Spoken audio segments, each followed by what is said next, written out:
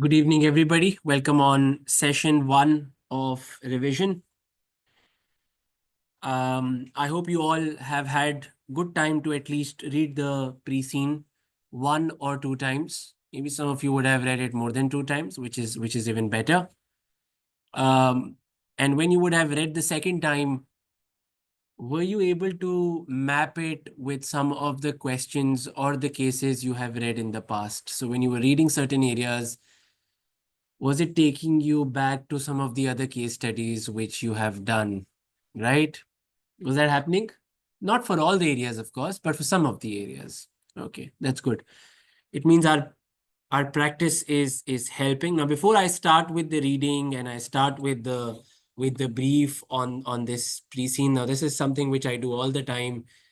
The good part is majority of the batch, I mean, with the exception of one or two candidates, all of you have studied it in full from the beginning. So you've been there in prep. Attendance has been excellent on this group. The turnout in terms of doing the cases, because from the LMS, I'm able to check who's done what. So I know how many of you have covered how many case studies. I've got access to that data. Of course, I've not told you that before. But it tells me that almost everybody in this room and all those who have joined us live online tonight, you've gone through all of it. Now, what have we done so far? We've done 9 case studies in total. Okay. And let me just give you a breakdown of those 9 case studies. 6 case studies you've done in the old format. 2 case studies you've done in the new format, which was the September and the December 2023, which I had asked you to do after we've completed all the LMS case studies.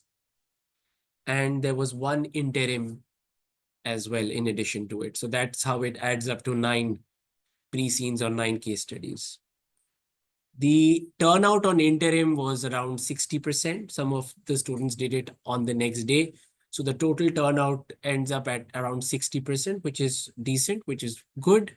Almost half of you had passed the interim. The other half were, in the 40s or in the 30s. And that's when I had given you a plan that what you need to be doing in order to improve so that your chances of scoring above 50 marks is higher and it's more.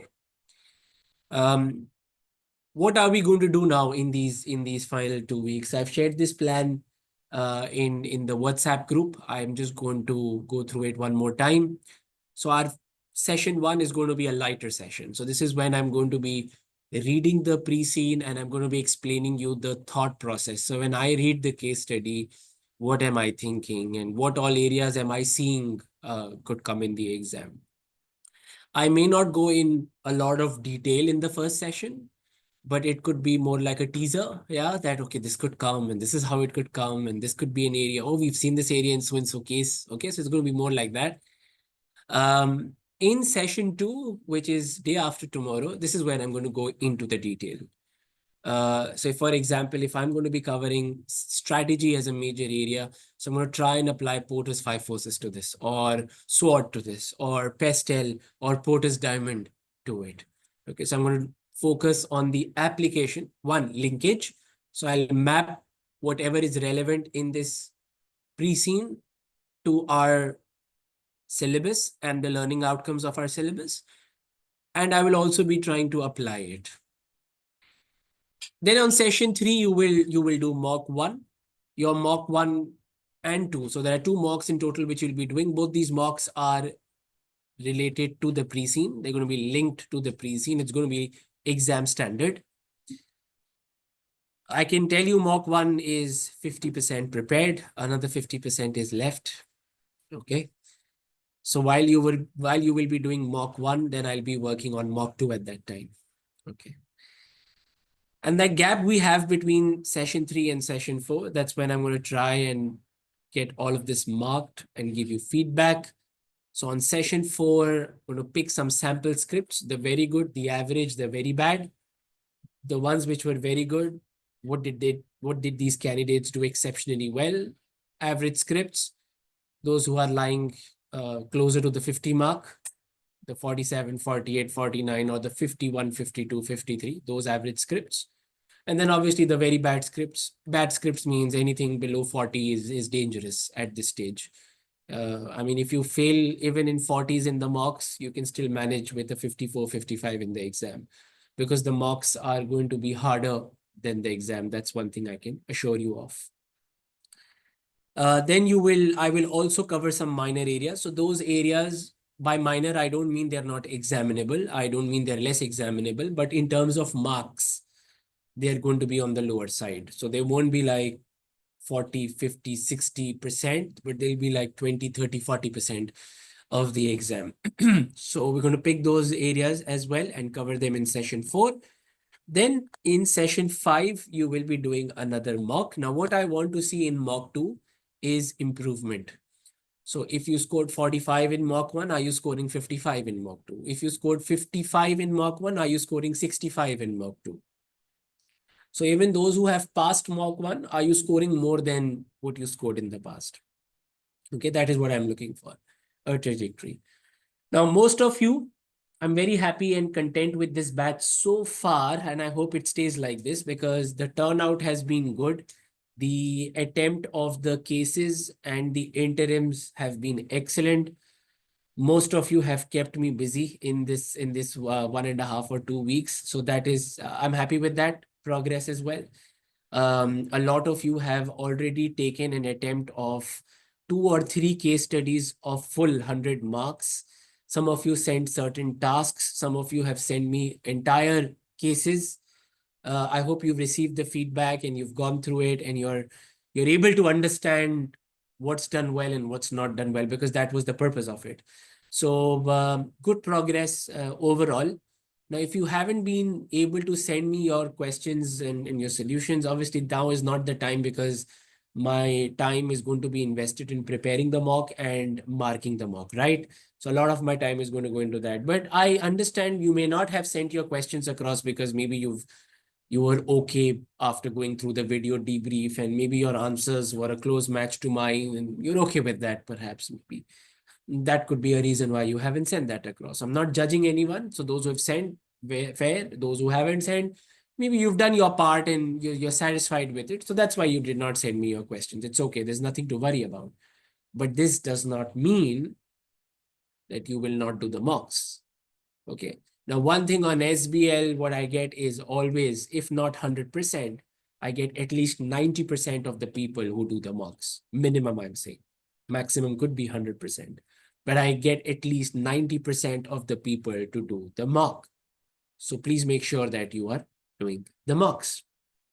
Now, if you are following the plan, then you have a good chance of passing. And those who've been in the prep phase, you have seen this sheet before. We have a good differential as compared to the global pass rate, and we hope to continue with this. The lowest we've had is 20% differential. So September 24, 53, and we got 73%. That's the lowest we've had in terms of the difference with the global pass rate. The highest we've had was December 2023. I hope we repeat this one more time, and I hope it is this sitting. Global 52, and we got 100%. Everybody passed. So let's hope and pray that all of you in the class, outside the class, live online, those will be watching the recordings, whoever you are, whichever category you fit in, you pass.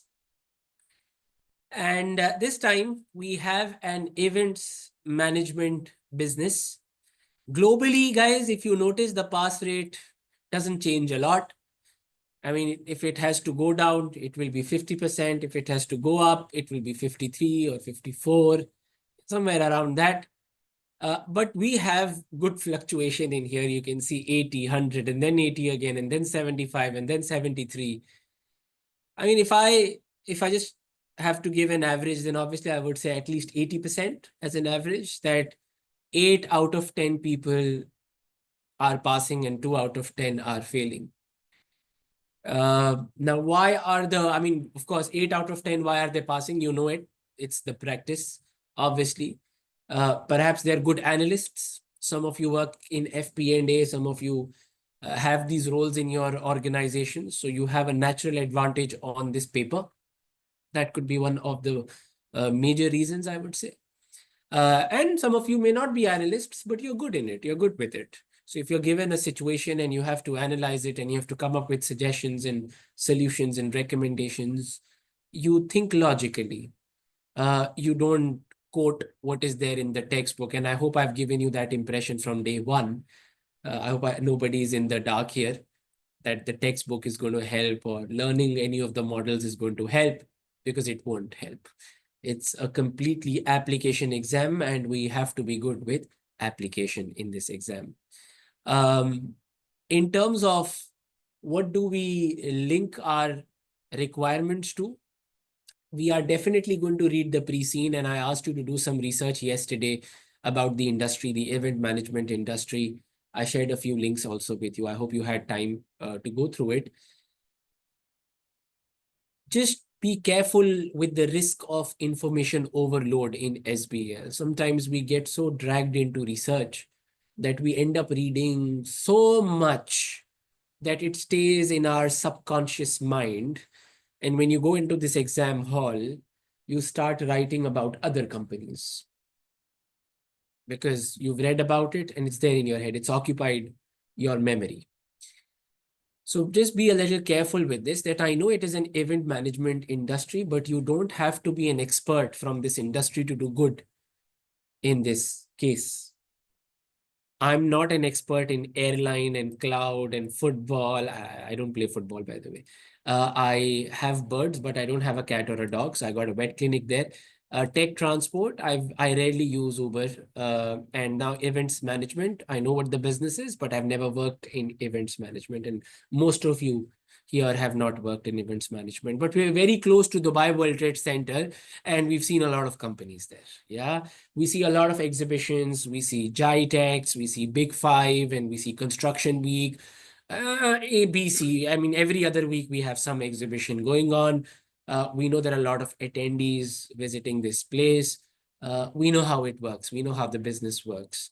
So just before the event management, the people are going to do a setup over there, and there'll be people who will be exhibiting, and they're going to inform us about the product. There has to be some revenue model. There has to be a way these companies are making money. Now, at times, it's free entry for all of us, so you can just go in and enjoy the exhibition. But most of the times, you are given a registration link, and you have to register for it. You have to pay a fee, perhaps. And when you pay for that fee, maybe there is a revenue split. So revenue split between the exhibitor, the company who is exhibiting, and the company who is helping you with the exhibition. It could be two companies, right? So recently I attended this exhibition, which was organized by Ahmed Siddiqui and Sons in the Museum of the Future.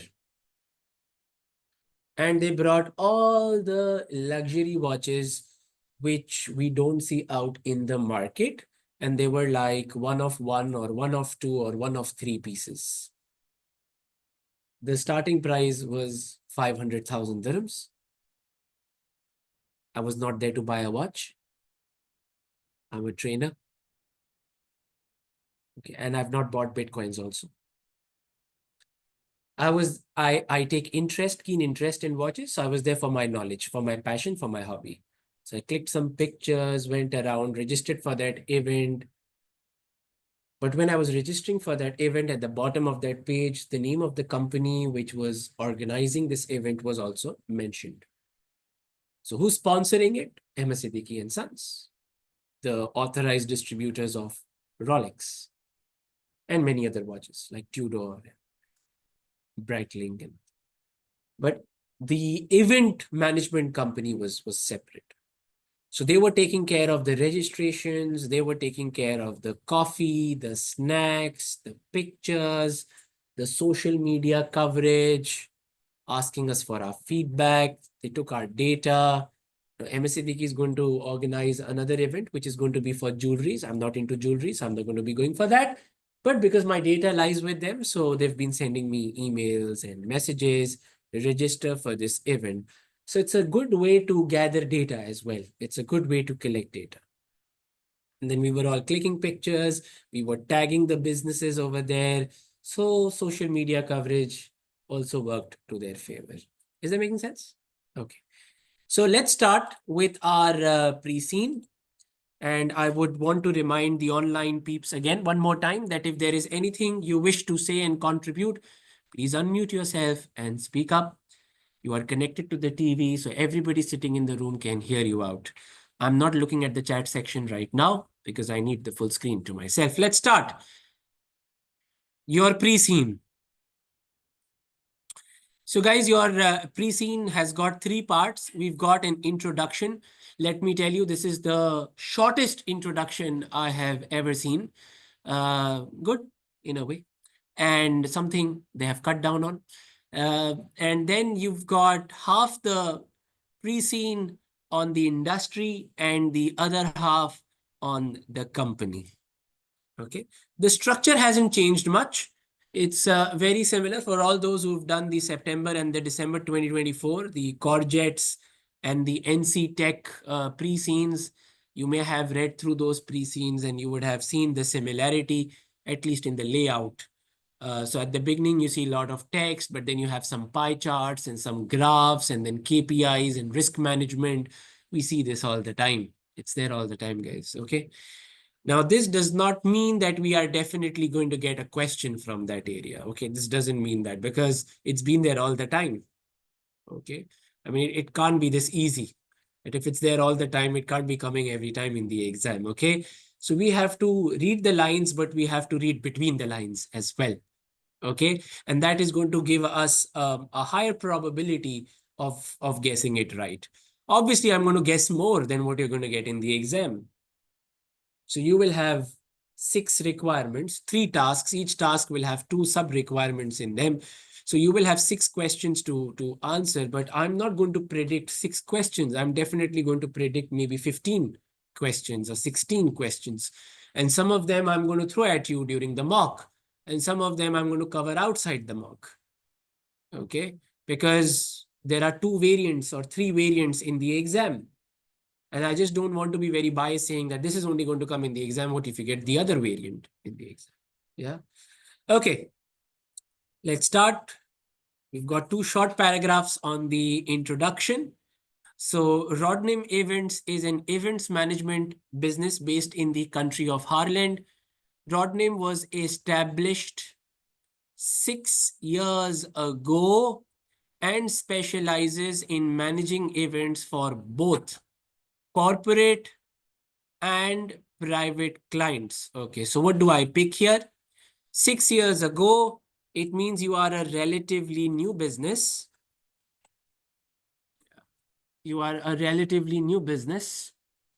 And for any new business, there will be multiple opportunities for growth. When you're new in the industry, you haven't experimented a lot yet, which means there could be a couple of opportunities for your business for additional growth in the future. Then it says that you specialize in managing events for both corporate and private clients. It means you have 2 sources of revenues. You've got B2B, which is your corporate, and then you've got private clients, which is B2C, business to consumer. The 2 founders of Rodnim decided to set up a partnership rather than a limited company so that they could maintain total control over the business. So your reason of setting up a partnership rather than a LLC, a limited liability company, was only to keep 100% control over the business. Now, what do we know about businesses which are dominated by 2 founders? Everything is well till the time these 2 founders are on good terms. Everything is fine. Okay, till you 2 people are friendly with each other and your thought process is aligned. Founder 1 is giving us a direction, and thankfully founder 2 agrees with that direction. or vice versa, it's all good, it's all calm, it's all fine. Okay. Um, this also means that both these founders have put a lot of their private capital, so they are going to have more of their personal liability in this case. Now, what do I mean here is they would have their own savings. They might be working in some events management, major leading events management company in the past. They made some money there. And now with that money, with those savings, they've chosen to start their own company. Most likely that is the case here. But they're also exposed. They've taken this risk that if something goes wrong, then they are personally exposed here, because it's not a limited liability company. It's a partnership. Now, we haven't been told if it's a 50-50, if it's a 60-40, if it's a 70-30, if it's an 80-20. We'll have to wait for that. Maybe later on we will be seeing, we're getting some more information. If it's 50-50, then it's equally distributed between the two partners. Okay. Now, total control over the business. It says they want to maintain total control over the business. Uh, I mean, I was just talking about multiple opportunities for growth, and at times these opportunities would come to us in the form of joint ventures or alliances or forming partnerships with other businesses. Are we saying no to it just because we want to maintain control? So, what I'm trying to understand is what is more important to you, keeping control on the business or choosing growth over control? I'm particularly interested to know this about Rodnim Events. Maybe I will have to wait for the exhibits for it. The exhibits will reveal more about this. Because if you choose control, yeah, if you are choosing control over growth, then I'm afraid you will remain a small business. You will continue to enjoy control, but you will not grow as a business. Your market share, if it is small, it will remain small. And if you've been saying no to clients, because you could be getting clients which have multiple needs, but only because you specialize in certain areas, you get back to them saying that, sorry, I can only do these 2 or 3 activities, but not the other 5 activities. And you end up losing an opportunity here. And if you were to choose growth over control, this would help you to maybe expand in the local market as well. So in Harland, I'm not thinking outside Harland. I don't think we are at that stage where we could be thinking outside Harland. I don't think so. I'm only thinking expansion within Harland for now as step 1. But obviously, this would come at the expense of dilution of control. You will have to end up sharing the risk and rewards with the partner, with your allies. If you have formed an alliance with 2, 3 other events businesses, you will have to share the perks and the benefits with them. Okay. Let's read about the industry now. Events are, and by the way, whatever I'm writing here will be saved and this will be uploaded on the LMS. So you will get a copy of this as well, the one with the annotation. Events are arranged to allow people to interact with each other. So networking is what they mean here. Normally for a planned and stated specified purpose. Events vary in size. Larger events include corporate conferences, music concerts, festivals, and sports events. So this sentence is telling us, when we say that you manage events for corporates, what does it imply? So when it comes to corporates, it means this could be conferences, music concerts, festivals, and sports events. And then you have smaller events as well, and this includes weddings and other parties for private individuals. Now, I've highlighted one part and I have put brackets around the other because I want you to understand that the revenue model is going to be different in this instance. If you are helping me manage a music concert, so imagine you are one of the companies helping me to organize a music concert in Abu Dhabi. You all know there was a concert recently in Abu Dhabi. So if you are helping me to manage that concert, maybe some proceeds from the ticket sales will also be shared with you. It will be split with you. So if people are buying a ticket for $100, I'll keep the company which is organizing it will maybe keep 40% of that or 50% of that and give the other 50% to the sponsors. Okay, there'll be some form of split over there. But this revenue model does not apply to a wedding. You cannot ask the groom to charge entry tickets to the guests or a private party. Okay, so the revenue model is going to be different in this case. So what we understand here is that if Rodnim or any other company for that matter is organizing or helping us with a wedding, it most likely is going to be a fixed fee. You know, this is the scale, these many guests, these many hours you expect us to work. Well, this is the price. $10,000, $15,000, $20,000, fixed fee. And we'll take care of everything from A to Z. But if it's a festival, a football game, a music concert, this involves ticket sales. So there is going to be a fixed fee.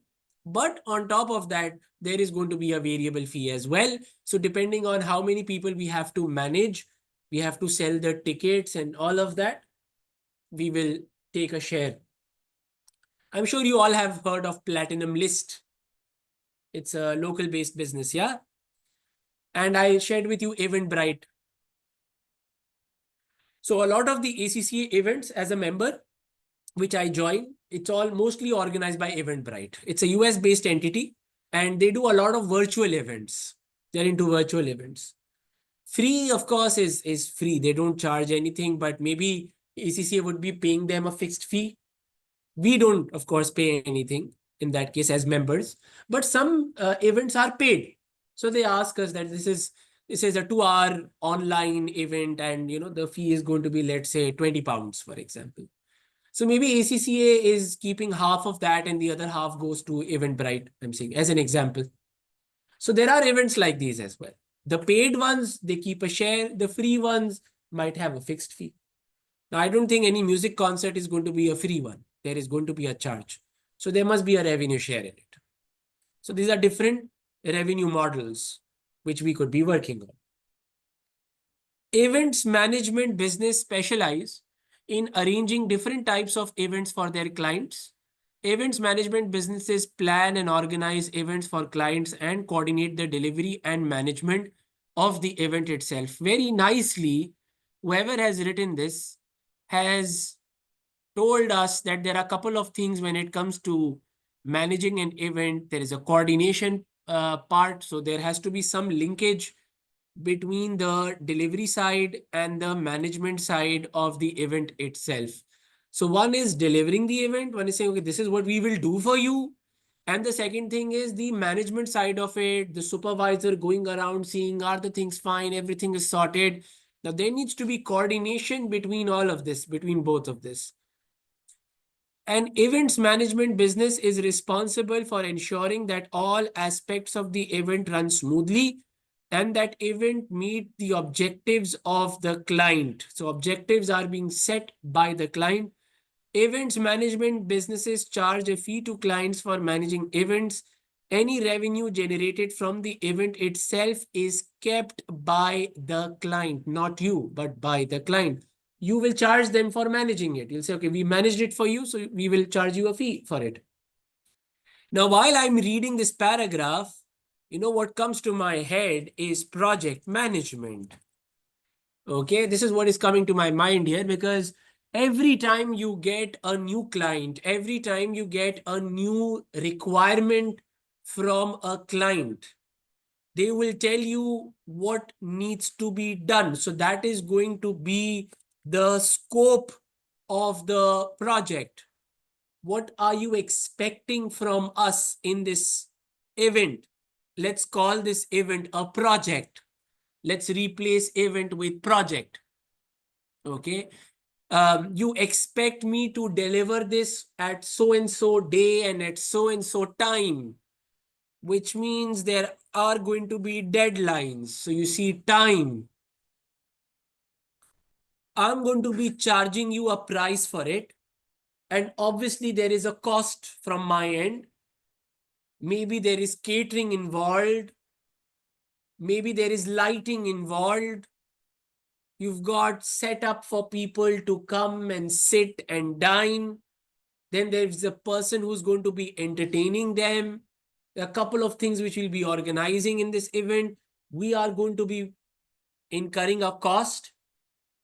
And I need to ensure that whatever price I quote you helps me in covering this cost so that I can make a profit. So the cost side of the business or of the project is also crucial in this case. Now, what you also need to understand here is with events businesses, it's not like you're buying a calculator saying, okay, I'll buy a Casio scientific calculator and this is going to cost me $10. It's not like this. I can't tell you that every time we are managing a music concert, I'm going to charge you $50,000. I can't tell you that. It depends on the scale of the project.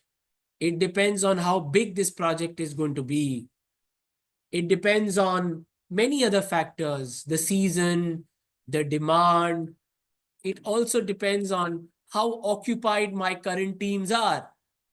I cannot take up a project if there is increased demand for my services at a low price.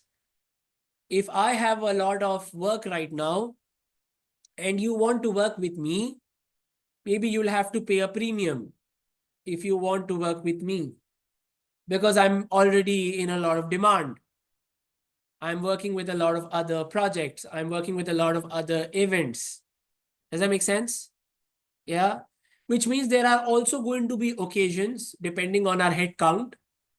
If we are committed to a lot of projects already, and if something new comes up, we may have to say no to it.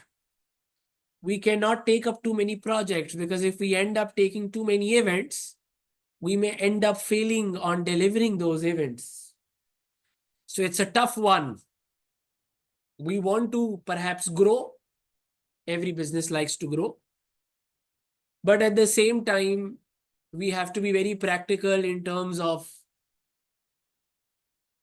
deciding which project we should say yes to and which project we should just say no. Okay. Which means before you say a yes or a no, it is essential that you do an initial screening of the event. Just don't say yes and just don't say no. Do an initial screening of the project.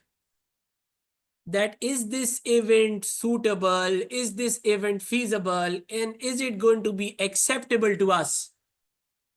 Important. And at the same time, if you have done the suitability, feasibility, acceptability, out of these three aspects, acceptability is the most important point. Because within acceptability, you look into returns and risk. And to look into the returns, you will be looking into the benefits and the costs of the event. And where do the benefits and the costs go? In project management, there is a document called BCD, Business Case Document. Do you all remember that? Business case document, if you remember, there were two documents I taught you in project management: business case and project initiation document, PID. PID is where all the details of the project will go if we end up deciding on doing it. But business case document is where we need to justify. And what do we need to justify? That the benefits of this event are more than the costs of delivering this event. Hence, it's viable. A quick recap: there could be multiple benefits. Some benefits could be very tangible, like the fees you will earn, the fixed fee. They have committed that we will pay you $20,000 in fixed fee. So you know you're getting that money. But there could be variable income as well. So depending on the ticket sales, if more tickets are sold, you get more money. If less tickets are sold, you will also take a hit of it as an events company. So that could be more like a probable income and not certain income.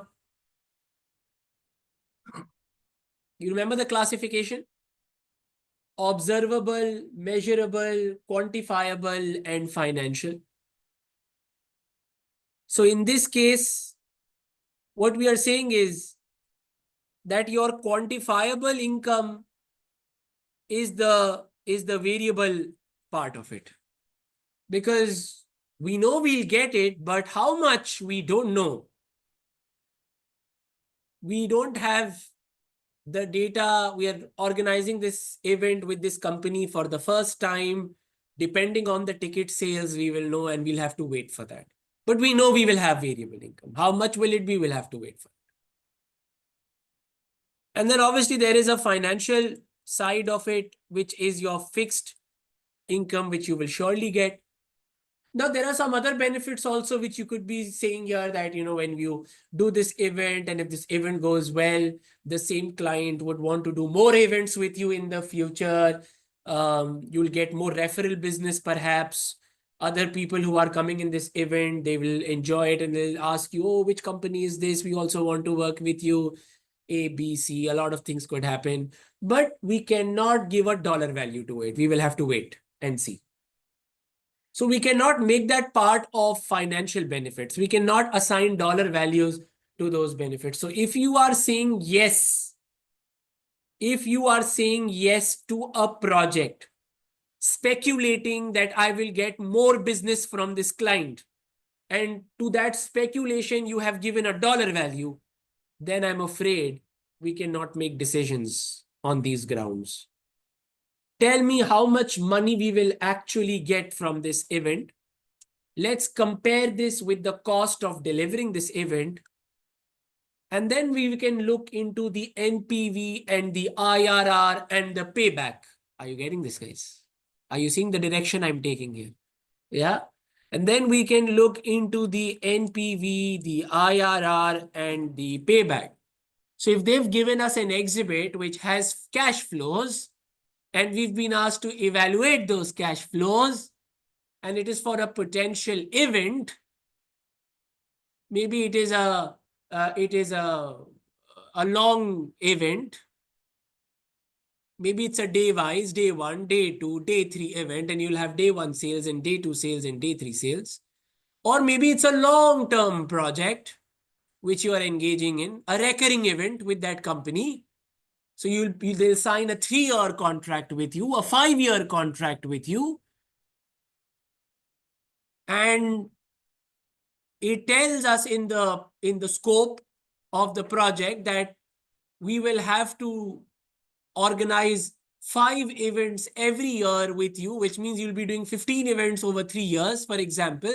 So maybe we know the projected revenues and the costs, and we need to see it overall. Is it worth Is it worth committing to a 3-year contract? The World Trade Center example I was giving you. So there is a company, and that company could go into a contract that if you want to organize an event here, we'll do it every time for you. Let's sign a contract, commitment. So you will always choose us over other companies, and we will also make sure that we dedicate our staff in those dates, our resources to you, and we don't take up any other work unless we have enough resources to deliver that. But we will make sure that your work is not compromised in those dates. So this is what I'm thinking when I read these 4 lines or 5 lines. Okay. Usually for larger events, events management businesses are asked by a client to tender. Invited to tender to manage the event. In the tender submission, each events management business would explain how they would manage the event, the services they would provide, and the fee they would charge. The tenders would then be considered by the client, and the contract to manage the event would be awarded to the events management business with the tender which is most acceptable to the client. Now, what does acceptable mean here? What does acceptable mean here? Because what they're telling me is, in their tender submission, each events management business would explain how they would manage the event, the services they would provide, and the fee they would charge. So this is telling me that you are looking for mainly 2 things. One is the quality of the work we are promising you. So that is what our management of the event and the services we provide. That falls under quality. And obviously, what is the cost of providing this quality? Now, if I look at quality and cost together, quality or price together, what comes to my mind is value for money.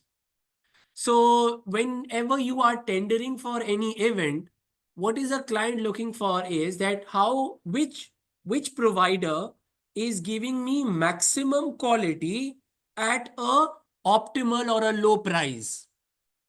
Correct? That's what they see when you bid. Okay, when you bid. Okay, now this is an interesting addition in this time's Preseen. We've had much major industries in the past where they could have included the tendering element. Let's say in the football club, they bidding for players, they could have included this part. Or when we did cloud computing, and if there is major outsourcing of a service for any big business and they're inviting you to tender, they could have also, the people who write these pre-scenes, they could have added in here. But this is the first time in an SBL pre-scene or a case study. I'm not just looking at pre-scene, I'm talking about past papers, case studies before the September 2023, that we are seeing tender. Okay. Now, when I read this, what comes to my mind is how your examining team has in the past tested areas from skills level papers on SBL. And those who've come in the prep session, you would remember when I was going through the chapter on financials. I told you that if you are not coming from an exemption route, then there are certain areas which are linked back to your skills level papers. For example, for FR, I said, guys, you would have learned how to do analysis in FR. For FM, I said you would have learned how to do investment appraisal in FM, financial management. And all those friends who have done PM, you would have learned how to make decisions, the decision-making techniques. And within decision-making techniques, there is a chapter called relevant costing. And within relevant costing, there are 4 scenarios, and one of the scenario is contracts. When you bid for contracts, what are the costs which are relevant and what are the costs which are not relevant? Okay. Now I understand that there is a good number of students here who may have been exempted. You may have studied this back in your universities a couple of years ago. I understand this, or you may not have studied it. That is also possible. Who studies in a university, right? So, or who goes to university?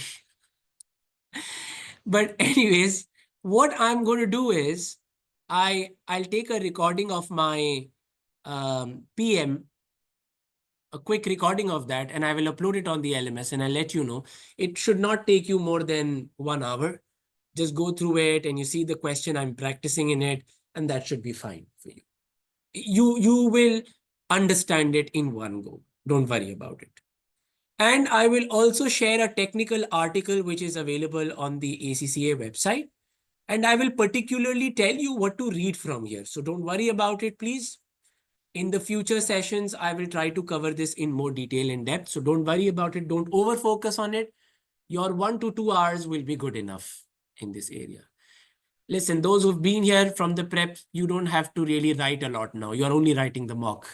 You've done the other case studies, 9 case studies you've done. You know what formats are. You know how questions come in the exam. You know how to get the professional skills. So your focus is only things around this now. Relax. Okay, do the mocks. That's when I need your time, your 3 hours, 15 minutes, time it. And that's when I need your focus. For the other things, right now, it's more about, let me read about this, let me read about that, let me get some knowledge from here, let me get some knowledge from there. That's how you need to study now. So be relaxed, please, because you've done with everything else. Okay, so this is what I'm seeing here in this paragraph. What I'm also seeing here is, especially if we are invited to tender for any government project, government run events. Now, I don't know whether Rodnim does it or not. We'll have to wait for it, because even the government looks for the lowest provider, the cheapest provider, so that we can make use of our funds in the best possible manner. So if it's a government contract and we are being invited to tender for it, if we haven't done this in the past, this can be a good opportunity to add another revenue stream into our business. We'll have to wait. And if we proceed with it, and if we are bidding, maybe someone has created a cost schedule, and that someone is a junior accountant or a junior analyst, and there are mistakes in their work, and we are being asked to critically evaluate the work of the junior analyst. So why certain costs should be ignored, but this junior analyst has included that cost? You see? And why certain costs should be included, but the junior accountant or the analyst missed out? So you are a senior analyst then, and you will be reviewing their work. You will be critically evaluating their work and telling them that this is what you have made a mistake in, and this is how you should recognize, or this is how you should be including this cost and why. So if a cost is relevant, why it is relevant, and if a cost is not relevant, then why it is not relevant. Okay. I will leave this here. Otherwise, we will get occupied with this for another 1 hour. It's a big area. In 2023, revenue generated from events globally was estimated at $1960 billion. I'm not a global business. If I was a global business, that would have been an important number for me. I'm more interested in my country. With an estimated 11% annual growth for each of the next 5 years. Now, this figure is important because if they've told me that Harland is also a established country and we'll have to wait here. I mean, I don't think we have that information, a lot of information about Harland yet. We'll have to see the information below. But 11% growth is more than 10%. 11% growth is more than 10%, right? You're thinking what I'm thinking now, yeah? Okay, good. So on BCG, there is one side of the BCG matrix which looks into market growth. And in this case, we can classify this as a high market growth. It's an attractive industry to be in. Yeah, it is an attractive marketplace, an attractive industry or sector to be in. Events management businesses charge between, now we're getting some clarity on the revenue model. Events management businesses charge between 35 to 40% of the event ticket sales in fees for managing events, making it a financially lucrative and a very competitive industry. Corporate clients and smaller private events are normally charged a fixed fee negotiated in advance. I think this is very clear what our revenue model is. In some cases, we have variable income depending on the success of the ticket sale. And in other cases, we charge a fixed fee irrespective of whether it was successful or not. Whether people came to your wedding or not, that's not my problem. I will still charge you for the event management. Easy to remember? Okay. Now, events management in Harland. Yet to know the market share. If I know the market share, then I will know where we are in the BCG matrix. What I know is that we are in the upper row. So we are either a question mark or we are a star. You all agree with me? Yeah? Let's see. So Harland is a large, prosperous, and economically advanced country which has an established and highly competitive events management industry. Okay. Very, very important sentence here. You are a large, if you are a large country, there could be room to grow within the country itself. You are prosperous. It means standard of living will be high. People throw big events. Companies organize big events. Prosperous countries or economically advanced countries will have bigger corporations. Bigger corporations will do bigger events. Events for their customers, events for their shareholders, and what all, for their employees. And it also is a highly competitive events industry. The industry is highly competitive, meaning your clients have got multiple options. Now, what am I seeing here? From an Ansof's matrix point of view, I see potential for market penetration. So I can, whatever I do, and I'm waiting for some more clarity on that what are the kind of events we do. They've told us we have client type, we know, we have corporates and we have private. That's something which we know already. But what do we offer? What kind of events do we organize? We are yet to know that.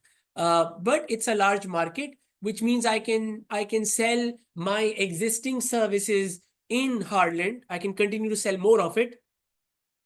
And I also see potential, since it's a large country, I also see potential for product development, which means if I want to launch a new event, a new type of a service, Yeah, I can also offer you that. So I can sell the client, I can sell to the client the services which I have already been providing. And in addition to this, to the same clients, to the existing market, I can say, you know what, I have also started offering these additional services. Do you need any more of them? We are anyways doing these two services for you. We can add a third one to it, right? So I see that potential here. Then I see the words prosperous and economically advanced country. It means if I'm tested on Porter's diamond, when I'm writing about demand conditions, I can say that the demand conditions are sophisticated already. Because the standard of living is going to be high, because these companies here are economically advanced, or the people who work for these companies have a lot of disposable income to spend. Companies have big budgets. Those who work, companies prepare budgets for these annual event. We have an annual event at Kaplan in December. There's a budget for it. It's prepared. In advance, it has been prepared. So when our marketing team was looking at what options do we have, not only were they looking for the what the employees will enjoy, but they were also looking, is it within the budget? Now, for countries which are prosperous, for companies which are, again, big companies, they have bigger budgets for such things.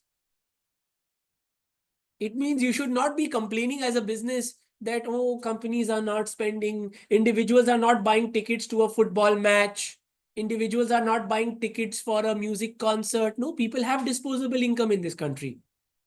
Are you providing them high quality? That's the question. The only reason why anybody would not want to work with you is maybe because they had a bad experience with you. And that's why you are maybe perhaps losing market share to your competition. Maybe. So, if you want to be successful in an industry like this, because on Porter's five forces, on Porter's five forces, I would say that the rivalry would be high. So out of the five forces, I'm picking on the final one, the rivalry aspect. And if you remember, even in Porter's diamond, you have the rivalry element. Both these models have competition and rivalry in it. So I'm saying that because it's a highly competitive industry, I'm saying that we can easily say that the rivalry is high. Now, if I'm answering this from a Porter's five forces aspect, from an angle of Porter's five forces. Now, in Porter's five forces, we are assessing how attractive the industry is. And to assess the attraction of the industry, we look into five forces. One of them is competitive rivalry. And within competitive rivalry, we try to study what is the nature of the competition. Is it price-based competition? Is it non-price-based competition, meaning quality and all of that? Now, as far as tendering and all that is concerned, that is not the whole events industry. That's one part of the events industry, tendering. Yes, and I told you that we have to be competitive there because there are other companies also who are tendering, and if your price is higher than their price and they're also offering the same quality and you are also offering the same quality, unless you can justify that I'm charging you more, but I'm offering you more as well. Unless you can justify this, then it's all good. But if you are charging me high, but your quality is low, then it is not justified. Does that make sense? Which means quality is essential in this industry. Even if your prices are lower, you have to be top notch in quality. So in Porter's generic strategy, if you are targeting a wider market, then you should be a differentiator. for a wider market segment.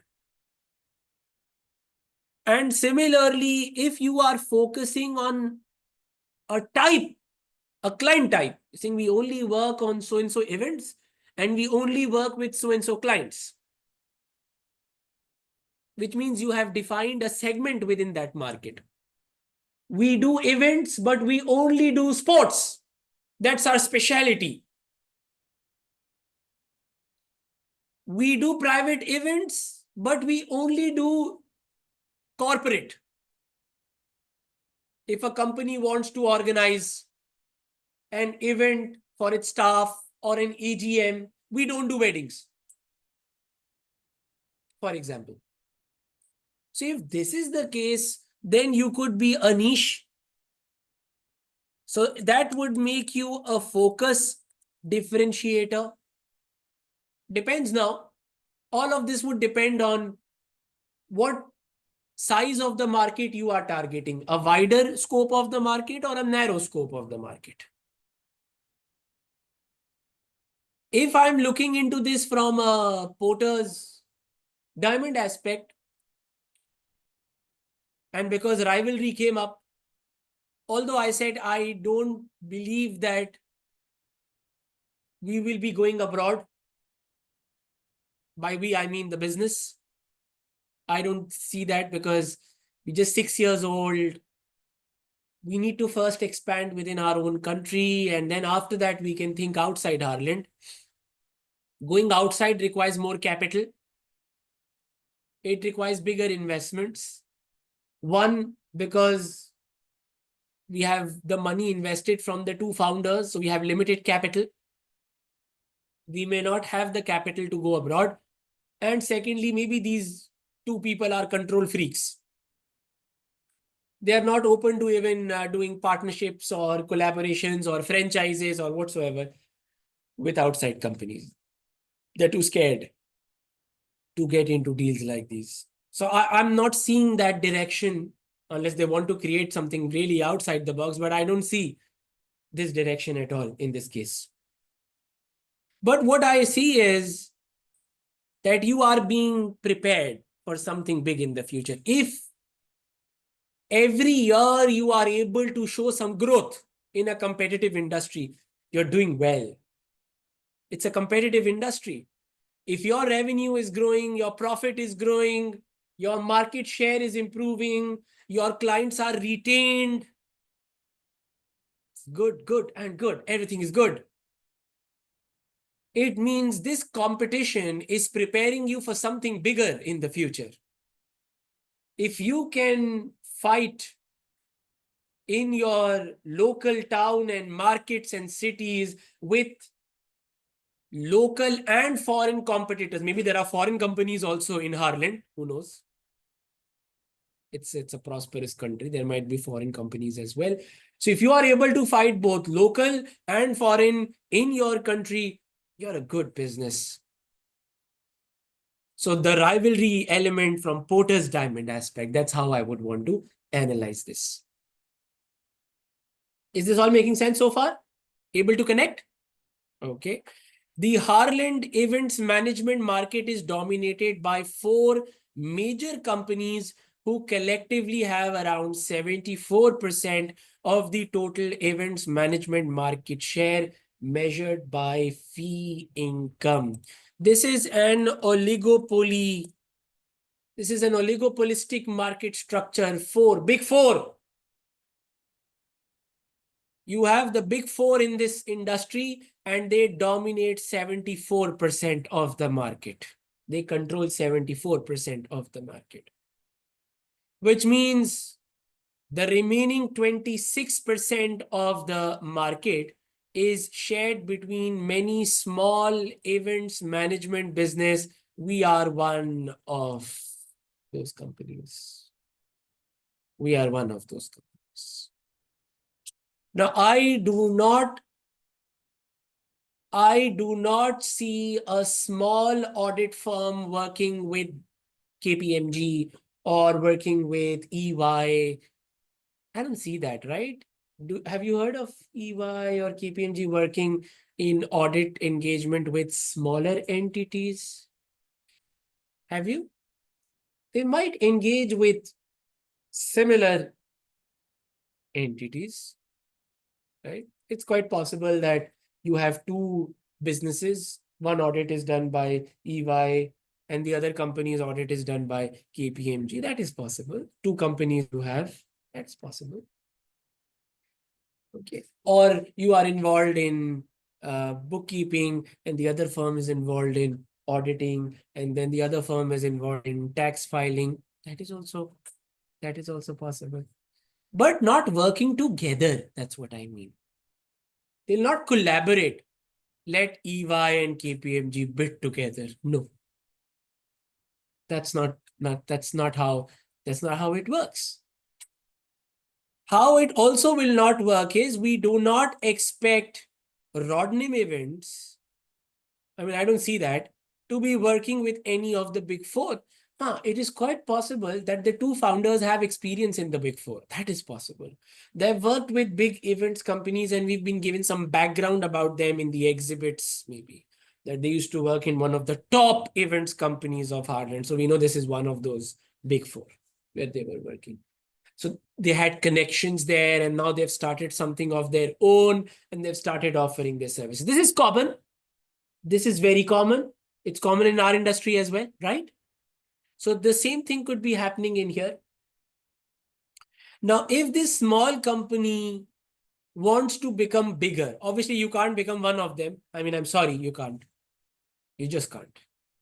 They've been in the market for very long. They're too good in what they do. They work with really big players.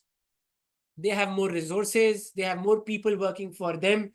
I mean, it's okay to have a dream that I one day want to become like them, but I don't see you becoming like them. So sorry, this is not going to happen. Let's be practical. Come to the ground, please. If you want to be bigger, you can definitely shake hands with other small event companies and work with them. I'm good in one activity. You are good in another. Why am I saying no to a client? Let's take it up. Let's work together. We'll share the revenue. You see? You get me? And this is possible. And this way we get more business. And in future, maybe you were my competitor, you are my competitor, but you get a business opportunity, a lead, which requires multiple services. You provide some of them, but not the rest. But those are my specialities. Just like how I shared an opportunity with you, in future, maybe in return, you will share an opportunity with me. That Taha, this has come to our knowledge and this new opportunity has come our way. Can we bid together? Can we work together? Oh, yes, why not? We can. We'll do a revenue share. Yeah. So this could be a possibility here, guys. So if we want to grow, instead of hating competition, let's try and convert them into alliances. Let's start to make money together. Because if we keep saying no, we might be losing out on bigger opportunities. Revenue generated by events in Harland in 2023 was $108 billion. And this tells you how big Harland is. In the entire world, it is estimated 1960. Of that, 108 is in our country. That's quite a good percentage. With events management business in Harland earning around 39 billion fees. This revenue is very important to me because I fall in this category. I fall in this segment. Guys, don't you remember that revenue generated by events goes to the client? This is not our revenue. This was a football match. Ticket sales. Client took it. FIFA was organizing it. FIFA took it. But we charged a proportion of it. Only the event management part is our interest. So from this 108 billion, what our industry makes is 39 billion in fees. So this revenue is important to us. I'm sure that later on we will get to know our revenue. At that stage, we would want to check our market share, or how about we just do it right now? So if we scroll down and we come to page 10, in 2023, our revenue was $780 million. Let's go up. So $780 million, if you're taking everything in millions, so this would be 780 divided by 39,000 if you're taking everything in millions. What do you have?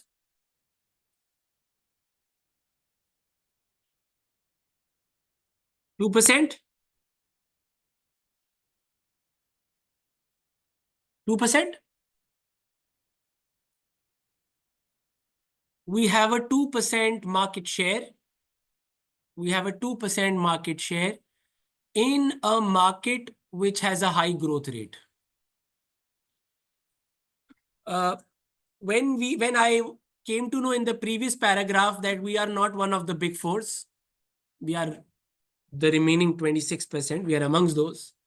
So it was understood that we have a low market share. I mean, we did not have to really calculate it also for it. But this number is also confirming to us that we have a low market share. So it is confirmed that on a BCG, we are a question mark, or some of us call it problem child.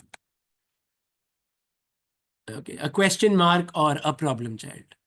Now, what do we do with a question mark or a problem child? If you see potential in the business, we invest. If you see potential in the business, we invest so that it can increase its market share. Okay, and maybe become a star one day. Okay, if you see potential. Now, my question is, are you two founders investing? That is my question. Because if you are not, it means our market share is under threat, because somebody else might be doing it and they will end up eating up our market share, and our market share will shrink, shrink, and shrink. Good.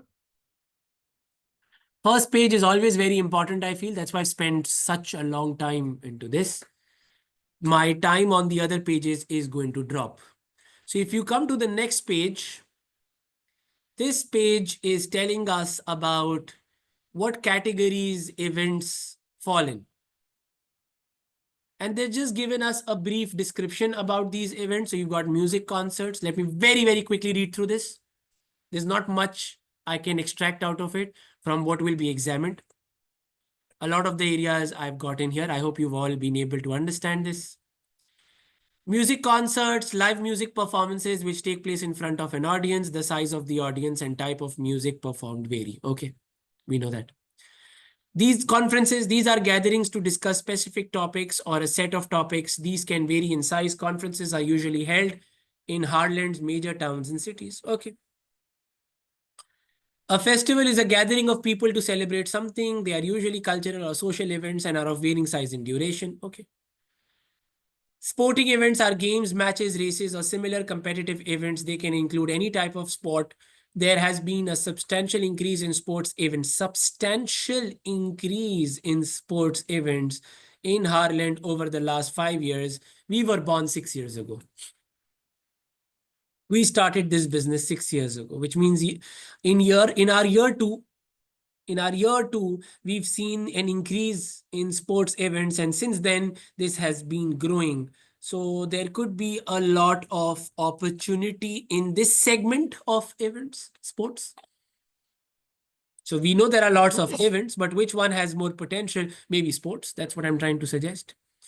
Private events are also there. These events celebrate These events celebrate a special occasion with family and friends, such as weddings and birthdays, etc. There has not been any significant growth in the number of private events over the last 5 years. Okay, this is a boring area then. Yeah, this is a boring area then. I mean, if you've been over focusing on this area, it's your fault. So if we are suggested that we do a lot of private events, then you are in a declining events segment. Virtual events, these are online events which enable attendees to attend an event over the internet rather than at one single physical location. They can be any type of event listed above, but the only difference is it will be online. The virtual events are growing in popularity. Okay, so another opportunity as they offer wide geographical reach and do not incur travel cost for the participants. So out of all of this, there is a hint given by the examining team. Sport events and virtual events appear opportunities for us. So if you want to grow, you need to start selling services to sport and virtual events because this is where the growth is.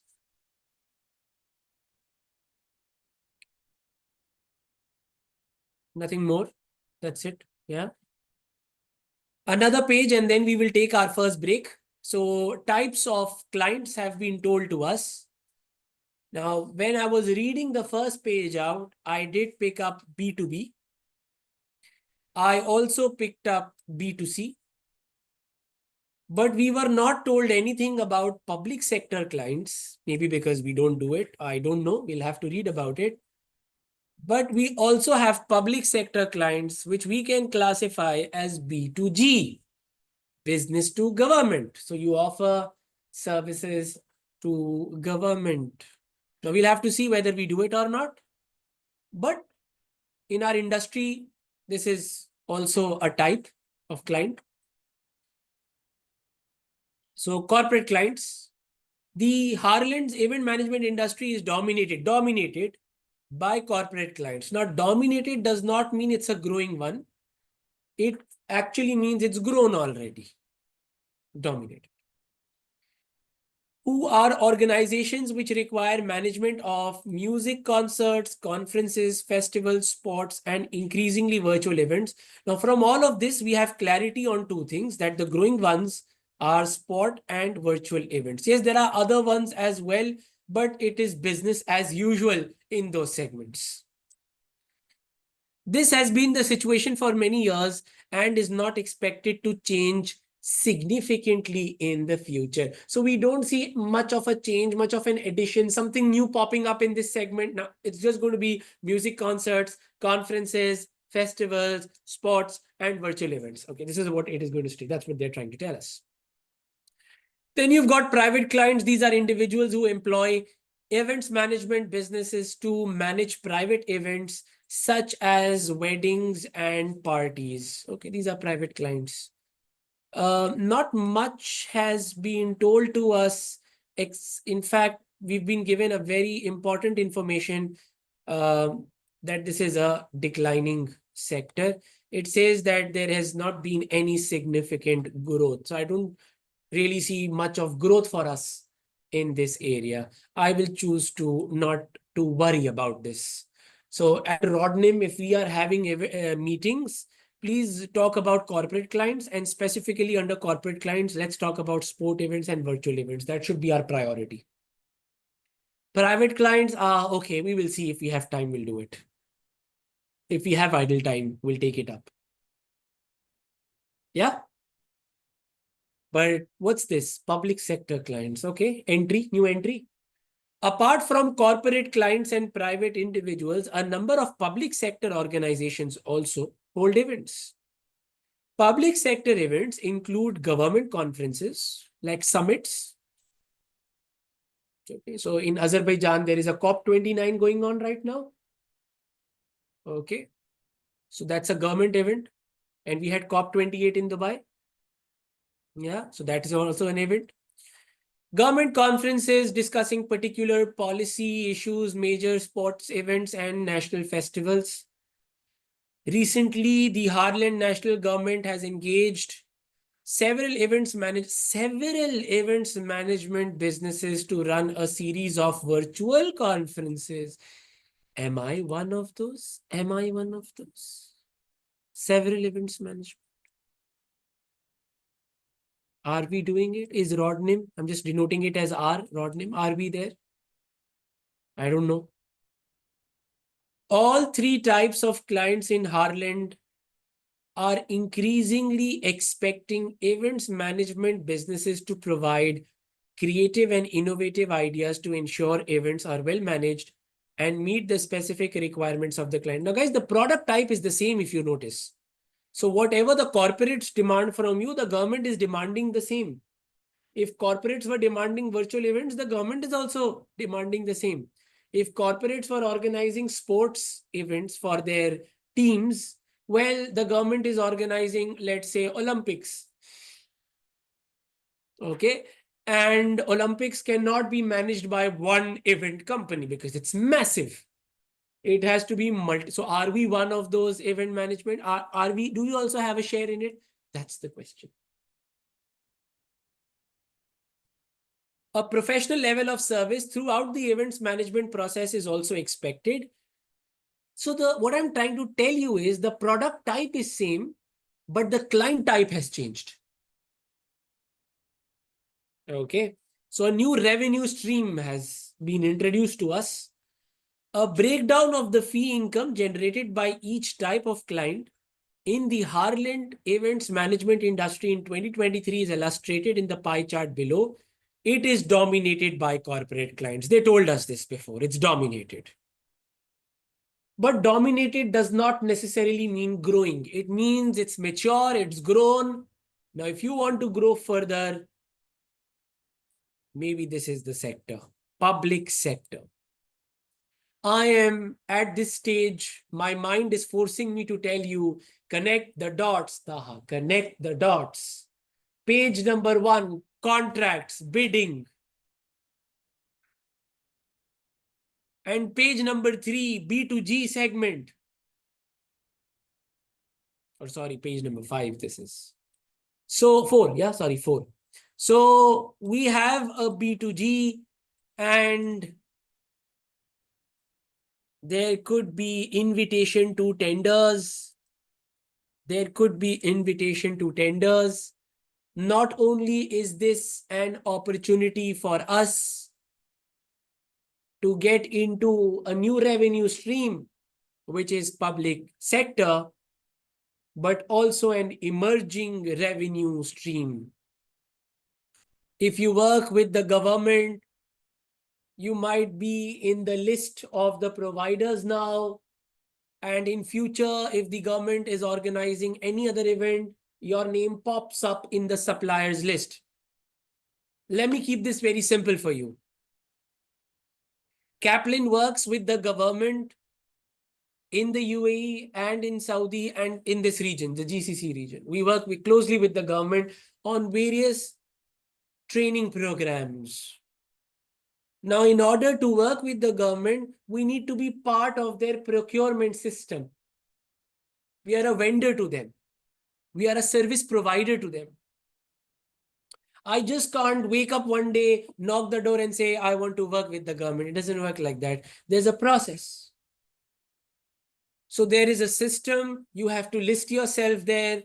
If a new opportunity arises, just like us, there could be 5 or 10 other companies who are also listed in there. We all will express our interest. Expression of interest will go that we want to work with you on this. We have the expertise to deliver this program. And we can do this for you in so many hours. This is the background of the people who will deliver this program, their CV. In the past, we have worked with so-and-so companies, and these were the testimonials we got from them. And we can do this at so-and-so price. Getting it?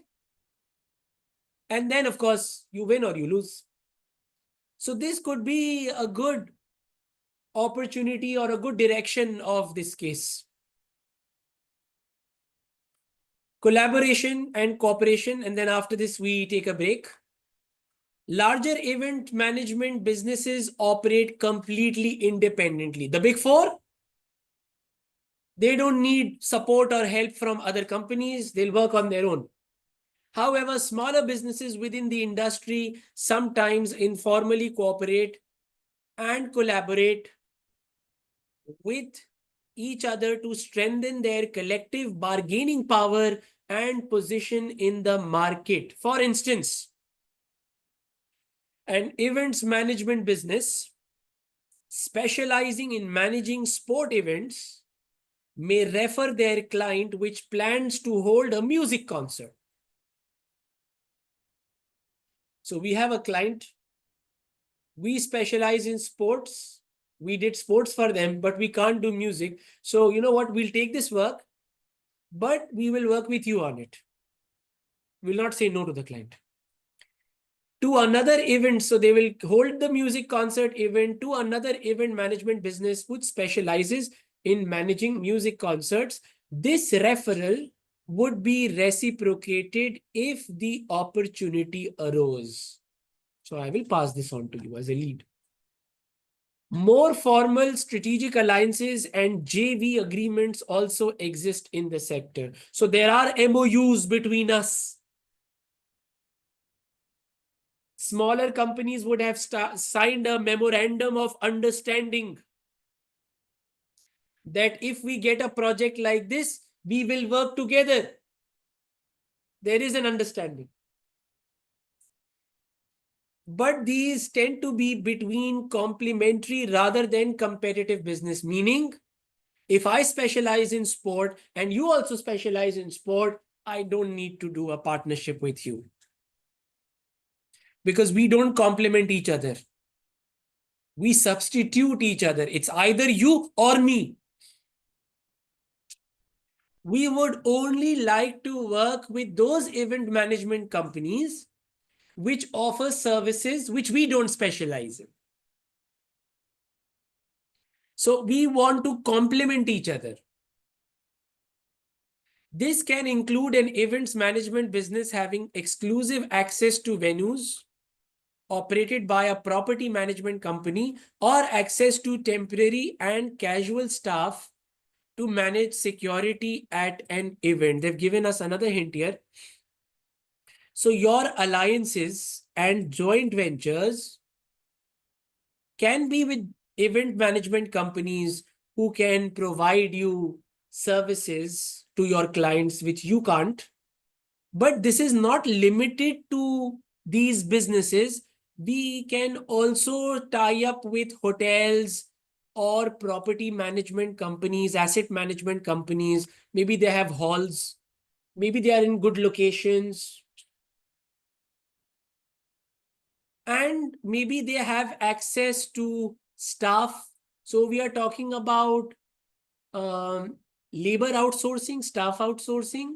So if you are running an event and you need people to offer security service, now you may not have security guards in your own company, but you can reach out to these companies and say, listen, we need 5 people to offer security to the people, the participants at this event, for example.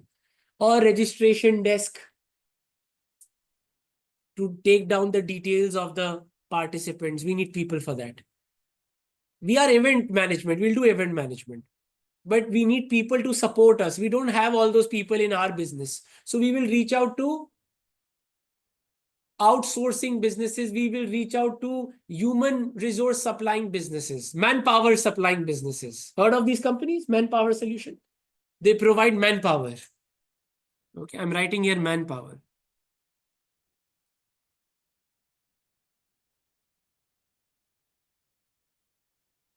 I mean, if you don't know what manpower supplying companies is, Google a company in the UAE called Task.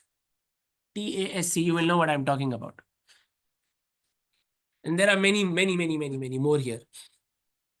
It's a big business in the UAE. Temporary and casual staff means maybe outside your usual working hours, you are a very good musician, let's say. So you work during the daytime, but for some extra income, and because it's your hobby, whenever you get an opportunity, you also go and play a guitar at some event, for example, or you're part of a dance troupe, a choir, something. So there's new event which has come up and there is a need. Your profile is made with this company. This event company reaches out to this manpower company and they're like, okay, yeah, we have this person in the list and they can offer you this service. Is that making sense, guys? Yeah. Let's take a break at this stage. Okay. And after the break, we look at industry related. And on the next page, there's a lot of information about the company. Let's take a break.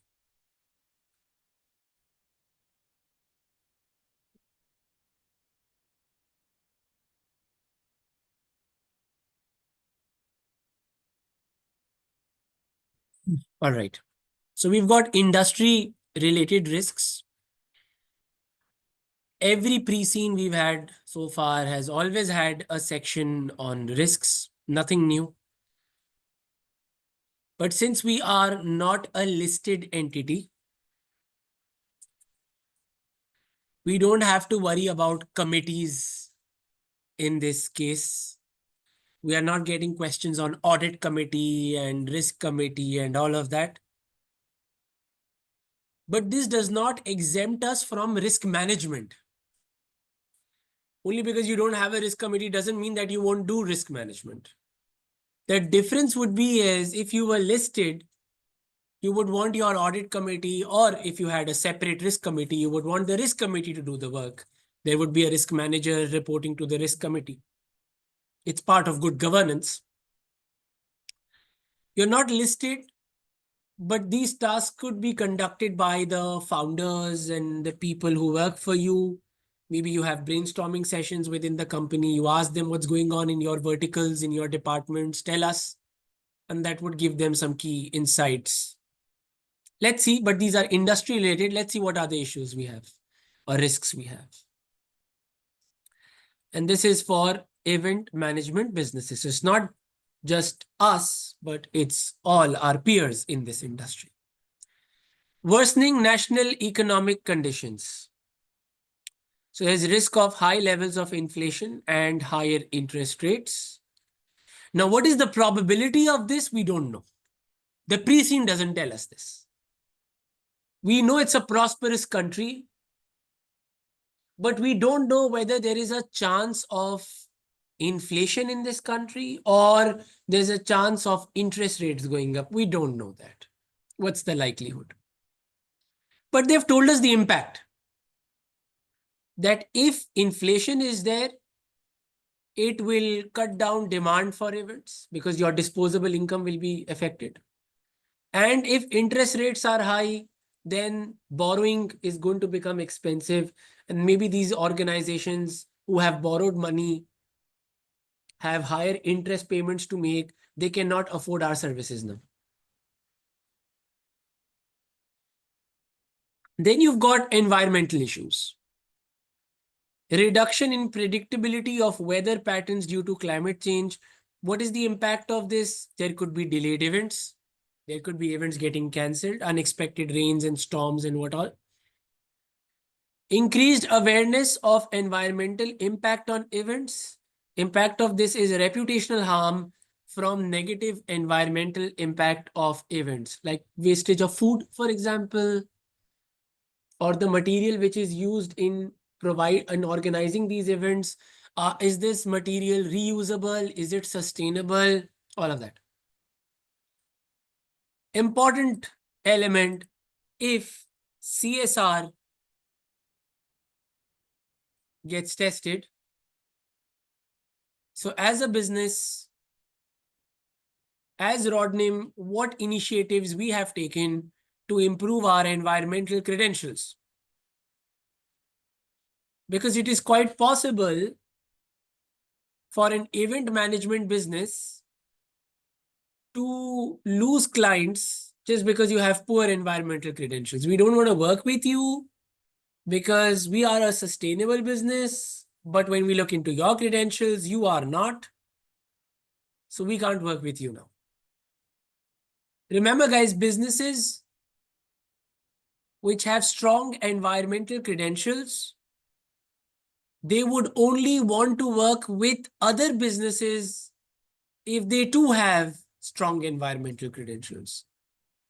If you remember during the prep phase, I gave you an example. You can't be telling the world that I source everything ethically just because your supplier does not exploit labor, but your supplier's supplier is exploiting labor. And you are technically a buyer of that product. So this doesn't make you exempt that I don't release pollution in the air, but my supplier does. So blame them, not me. It doesn't work like this. This will affect their reputation, but it will hit your reputation also because you are encouraging this behavior by buying a service from them. And this is why your clients would say no to you if you don't have green credentials. Is this making sense? Legislation and regulation, health and safety. So if the rules are becoming stricter, if new rules are being introduced, it means you have to have more checks and balances in place. You will have to be more thorough with what are the latest set of rules, need to be more aware of these. You'll have to do more inspections to check that are we following, are we compliant or not. So your cost of compliance will go up. Obviously, the immediate impact of this is your margins. Your OI will take a hit. Your operating margin will take a hit. Unfortunately, it's not going to be easy for me to go to a customer and say, because my cost of compliance has gone up, I'm going to now charge you a higher price for this event. Because I've been told we are in a competitive industry. It will not be so easy for us to pass on every cost increase to the client in the form of a price increase. So our margins will take a hit. And if we end up breaching any of these, then there could be fines. So it talks about data security and protection regulation, so GDPR, and stringent employee rights. People who work for you, we'll have to figure out, are they full-time, volunteer, or part-time workers? We would want to know that. What's the kind of human resource you have? And there could be employment disputes or strikes if they are part of a association, a trade union. Then you have operational issues, increased risk of cyber security attack. So, like Platinum List, if you're doing virtual events, people are registering online. Maybe they're making payments for the event online. So credit card details and all of that is being held there.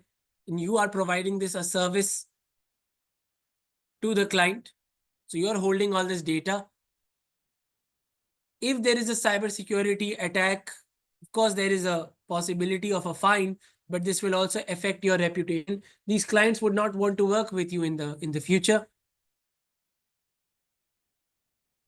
Black or gray tickets being sold, unauthorized selling of event tickets. So not being distributed through the authorized channels. The virtual event sales, for example, or music concerts. Yeah, tickets being sold in the parallel market, people buying it from you and then reselling it to others. These are all unauthorized.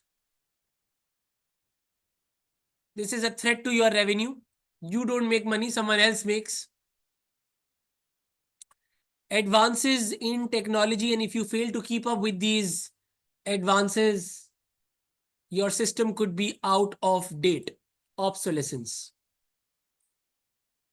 outdated technology, which means you're not able to provide the latest type of services to your clientele just because your tech is outdated.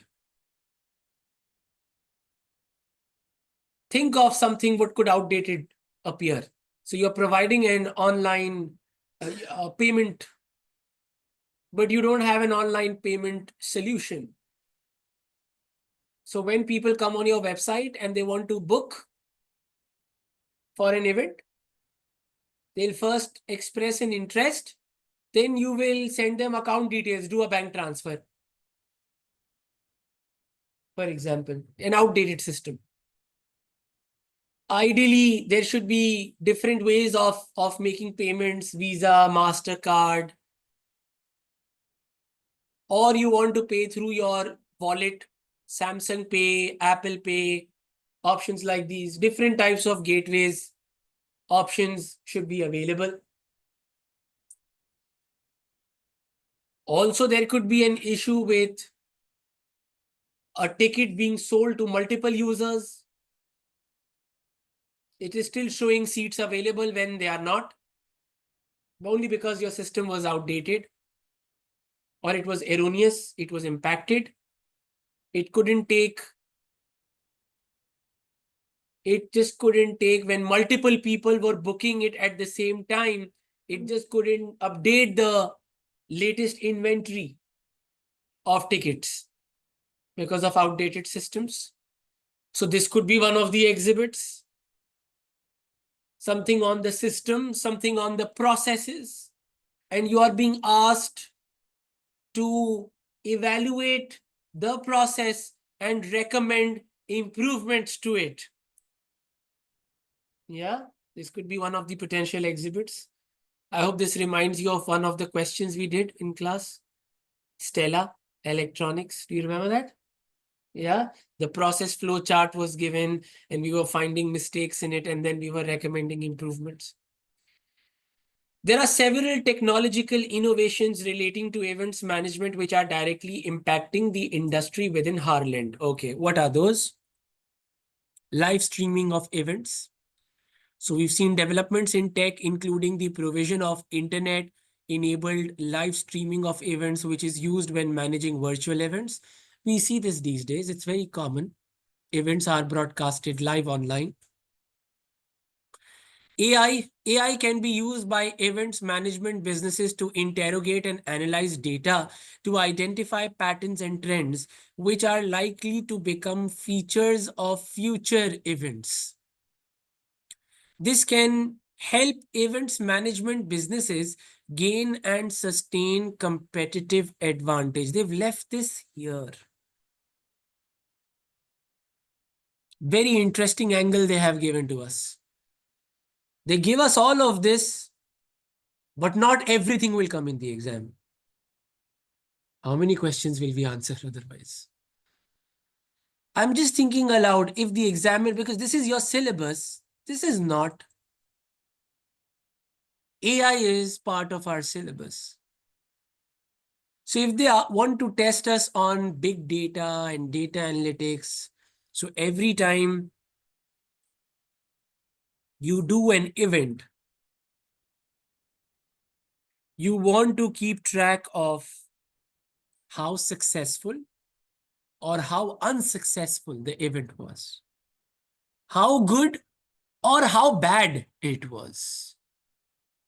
And if it was good, what were the reasons, contributing reasons? And if it was bad, what were the causes? And this is all valuable data to you. So maybe you have KPIs. You have KPIs for every event. Tickets sold in the first day. For example, you have some form of KPI for that. So there's an event. You are organizing that event. You're going to manage that event. You want to look at first day sale. Client feedback.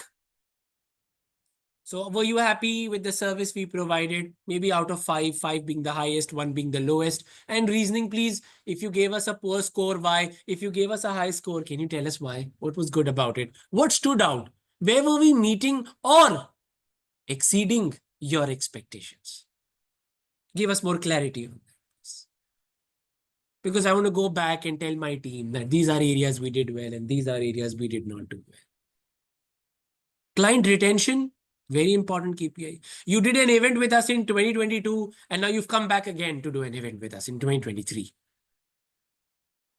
So we were successful in retaining you.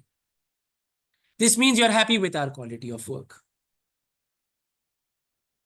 Now, all of this will help me with a couple of other things in the business. One, if I'm making a pipeline for the next year, I will know what sort of revenue I could potentially earn, because I know these are clients who are loyal to me. They would want to work with me. So this helps me with projection of revenues. Not only this, think a little outside the box here. Let's say you want to organize an event. You want to shoot emails. You want to shoot WhatsApp messages to people that we will organize an event. So you come to me, say, Taha, I need this. I'm organizing an event. I'm going to do it in Coca-Cola Arena. It is on the 31st of December. But I don't know how to reach out to the masses. So can you help me design a marketing campaign? Okay, sure. What is your event? Okay, we are doing this, we are doing that, fine. What's your target audience? Well, people between the ages of 18 and 35. Okay, fine. So I'm going to take this advert. I'm going to charge you for this service, of course, and I will advertise on your behalf in universities, maybe social media, to that specific age group. And then I'm going to ask you, did your sale pick up? So AI and data analytics will help me to make such decisions. Not only this, if a new opportunity comes my way, can I deliver it or not? Let me look into historical data for this. This will also help me in shortlisting work, that we should work and we should not work. We should work and not work. Or where areas we don't work, we find partners for those areas. So AI or data analytics will help me in making some key business decisions here. Yeah. Then it says navigation and mapping applications. Ooh. So navigation systems help people attending an event find the venue using their own smart devices and mapping apps, reducing the need for local signage and physical venue guides at events. So these are innovations. You may have come across Yango Maps recently. And Yango Map is advertising that we are more accurate than Google Map. The way they're advertising it, this is because they're telling us that they can also tell you which lane will go where and something they're saying, right? I don't know. I haven't used it yet, but they're trying to advertise it in that manner, that we are more accurate and with point accuracy and this and that. Now, I'm not saying that you will develop a map tech. That's not what I'm asking you, an event management business to do. But those who understand tech, there's something called API. You don't have to write about this in the exam. What is an API? You could be on my app. So you open my app, let's say my company, we've designed an app. So you come on the app. My app tells you what all events we are organizing. You end up registering for one of those events from my app. I have your data now. I have your email address. I have your phone number. I can also send you push notifications. So 24 hours before the event, I send you a reminder that tomorrow is the event. It starts at 8 p.m. We are excited to welcome you, something like that. So I send you a notification. And maybe 1 hour before, I send you another notification. Book a cab to the venue. Or it is expected to take this much time if you leave right now. And then you click on that and it shows the location. To access the location, click here. You click on that and it takes you to the map app. So I'm not asking the company that you should make an app which has maps in it, but you could integrate your app with other apps which offer such services. That's what we are suggesting here. QR codes, very common these days. So when you want to enter a concert, you don't have to take a printout with you anymore. Or an event that I have registered for this event, you'll show at the entrance the QR code. They scan, they get your details. Please welcome. So QR codes provide a link to a website page for a scheduled event and allow registrations and the sale and issue of tickets. QR codes can also be used as a secure method of controlling access to events when included as part of a ticket. Unauthorized selling of tickets is a threat to our revenue. We can mitigate this through QR codes. So maybe in the exam, if they ask us mitigation of risks, the Preseen has got some ideas for us already. Advances in technology, system obsolescence. Now, I don't know, is it going to be when it comes to making payments? Is it going to be when it comes to data analytics? Is it going to be to do with accessing maps because your apps are outdated? So we can use these points down here on how to mitigate that, how we can update and upgrade our app. Are you understanding this?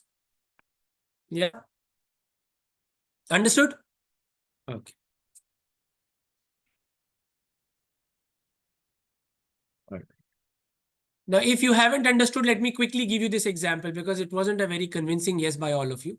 Very quickly, let me give you a recent experience.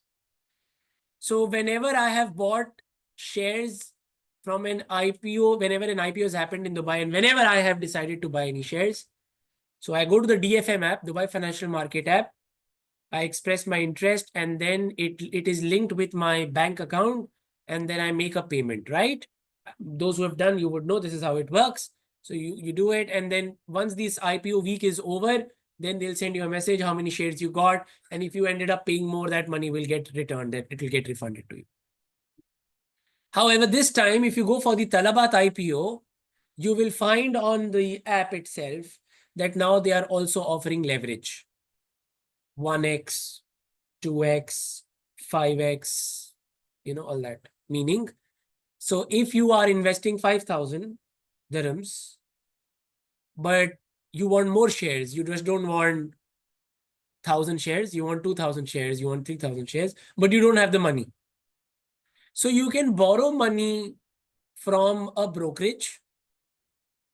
They can lend you money. With that money, you can buy those shares. And they will charge you an interest, of course, on this. So whatever dividends or profit you will earn, and you will have to pay them back. And if you make a loss, well, they'll still be charging you.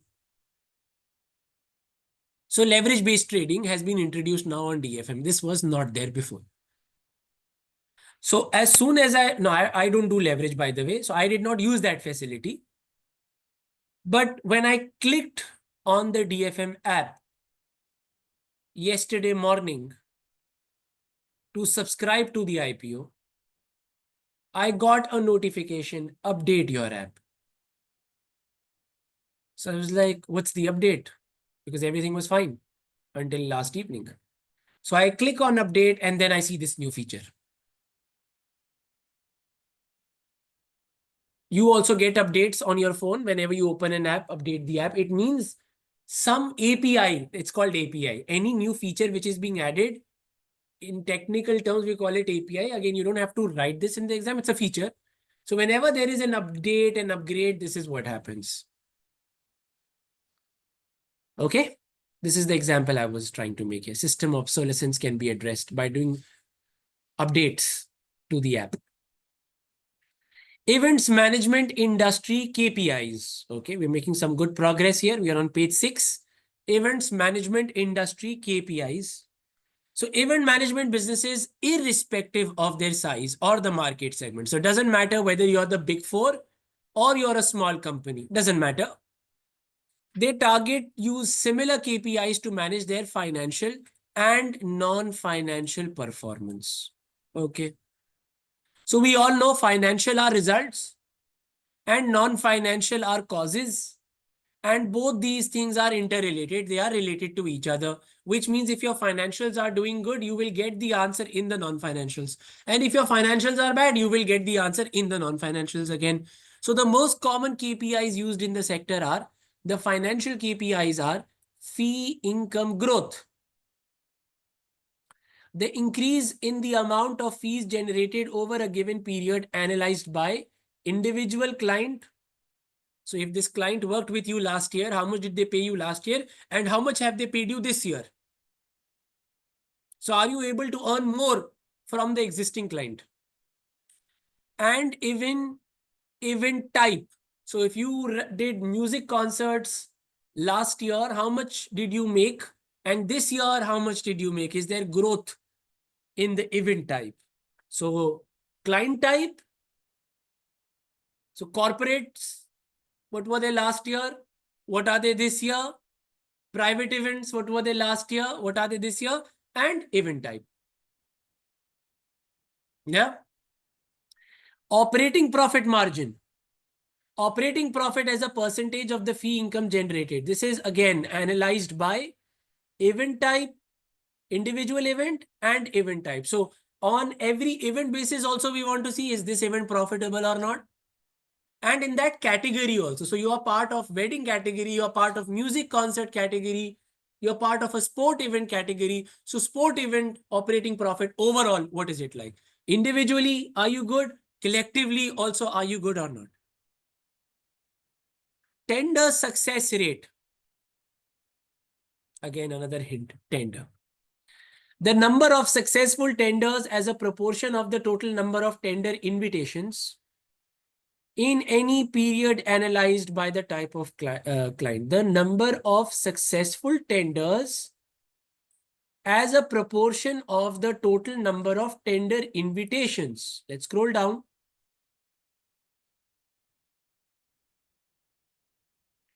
Do we have data on this? Tender invitations, 148. Successful were 58. Personally, I disagree. We should have done 58 over 128 because these are the ones which we actually chose to submit tender. Okay, but the industry KPI is 58 over 148. So 58 over 148 comes to around 39%. So 39%, this is a tender success rate for us. And I'm writing here, this is 58 divided by 148. There is room for improvement. It's only 39. So we can improve in this area.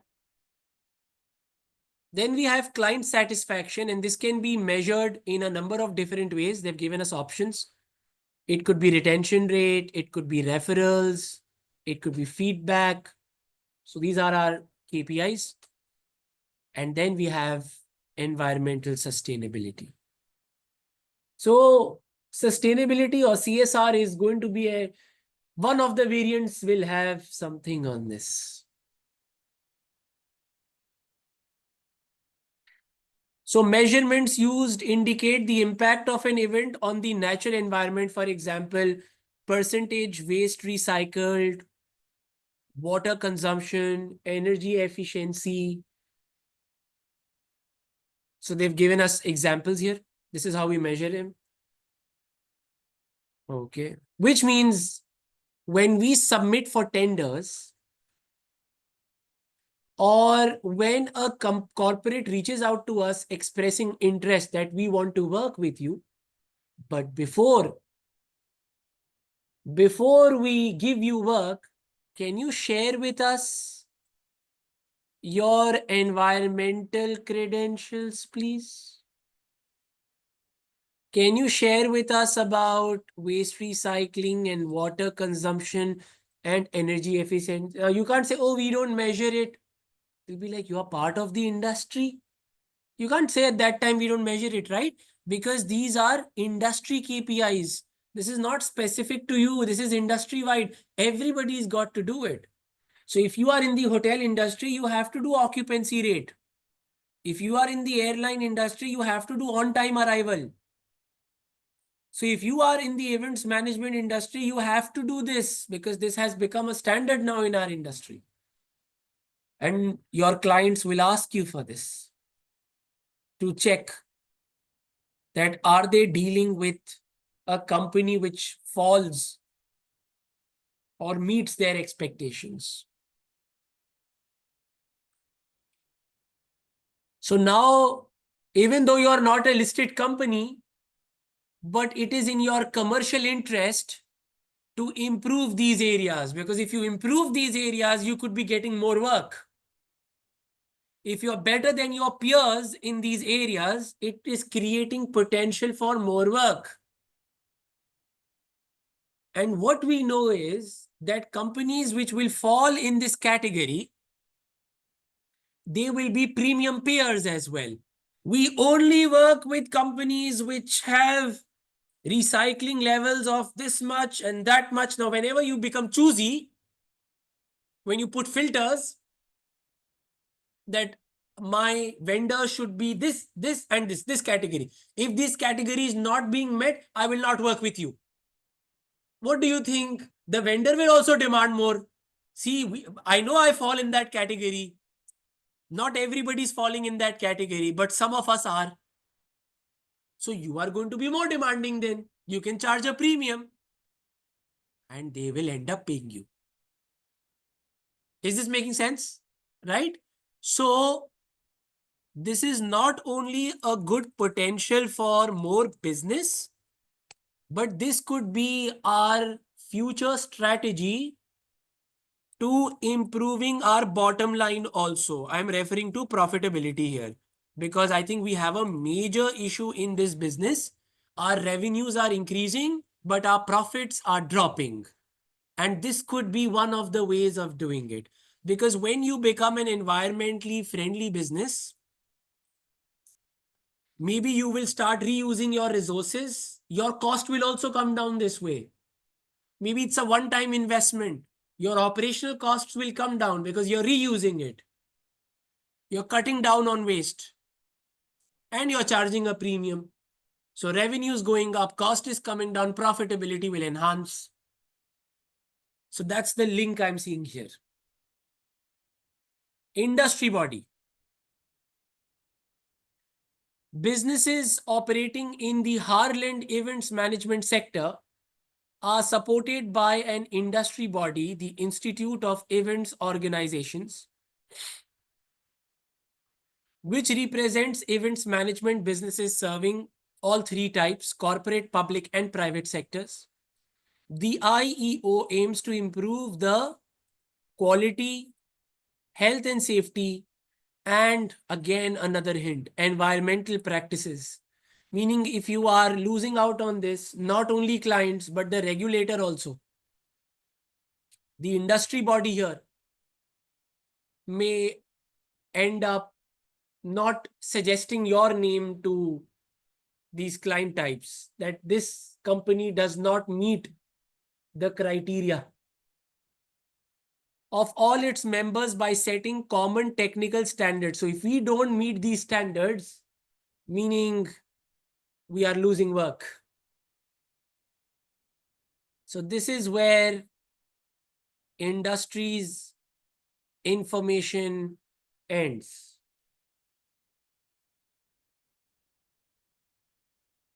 And now we start with the company. So far, what we know about the company, partnership, small, 6 years old, corporate and private. Let's see what else we can extract. So Rodnim Events is one of the smaller events management businesses based in Harland. Rodnim specializes in managing events for corporate and private clients. Rodnim operates as a partnership. The partnership was established 6 years ago by two friends, Amanda Hope and Safi Dubois, who had previously worked together as event managers for one of Harland's largest event management companies. Amanda and Safi own the business equally. Equal split. 50-50. Rodnim does not have any formal or informal cooperation or collaboration arrangements in place. Thank you so much, examining team. You have told me what is coming in the exhibits. One potential opportunity will be there and we will have to evaluate it, which means we will write in favor and against. And when writing against, I can always say that we don't have the experience of working with partners, with outside partners, with external partners or companies. We just don't have the experience because it says we haven't worked. We don't have any formal or informal cooperation. And then it also goes on to say that as the partners wish to preserve Rodnim's independence. So the reason why they have said no to this, they've said no to money, they've said no to business opportunities only because they are control freaks. They want to maintain complete control over their business. They want to make decisions. They want to tell their staff what you need to do. They don't want this to be shared with any other business. This mentality and mindset used to work maybe 10, 15, 20 years ago. Today's businesses are different. You collaborate, you work together, you compete, but you make allies as well. It's different now. Yeah. But looks like they've got a very traditional approach to management. They've got a very, very traditional approach. So if you want to grow, not only are you limiting access to capital, because how much money will these two individuals invest? And even if they are reinvesting, that reinvesting amount may not be a lot. So business makes some profit. You have to pay yourself also some, the founders will also withdraw some dividends from it. Now what is left? You will retained earnings. You want, maybe those retained earnings are $200,000, $300,000, okay, 1 million, but maybe for your expansion, you need 5 million. So it's not enough. So not only are you limiting access to capital, but also growth.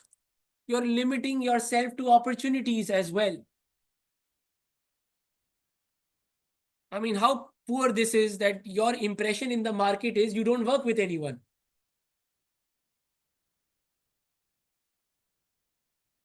So if there are opportunities with other players, they will not reach out to you because they know what kind of a business you are. You don't get into partnerships. You don't get into collaborations. And if you end up getting into a collaboration, let's say, yeah, if you end up getting into a collaboration, my fear is the clash. So if now you are in the exhibit, they have told you that until now you haven't done this, but you are exploring it. You've said, you know what, we've realized we haven't done this in the last 6 years, but we need to change. We need to be open to such collaborations. And now there is a collaboration and you collab. And now you're putting all those points, evaluating them. One of the problems could be clash. Issues of clash could be there. Personality clashes could be there. Another thing which I was wondering while reading this is, you've told me Amanda and Safi were working together as event managers. Okay. Do we know what an event manager does?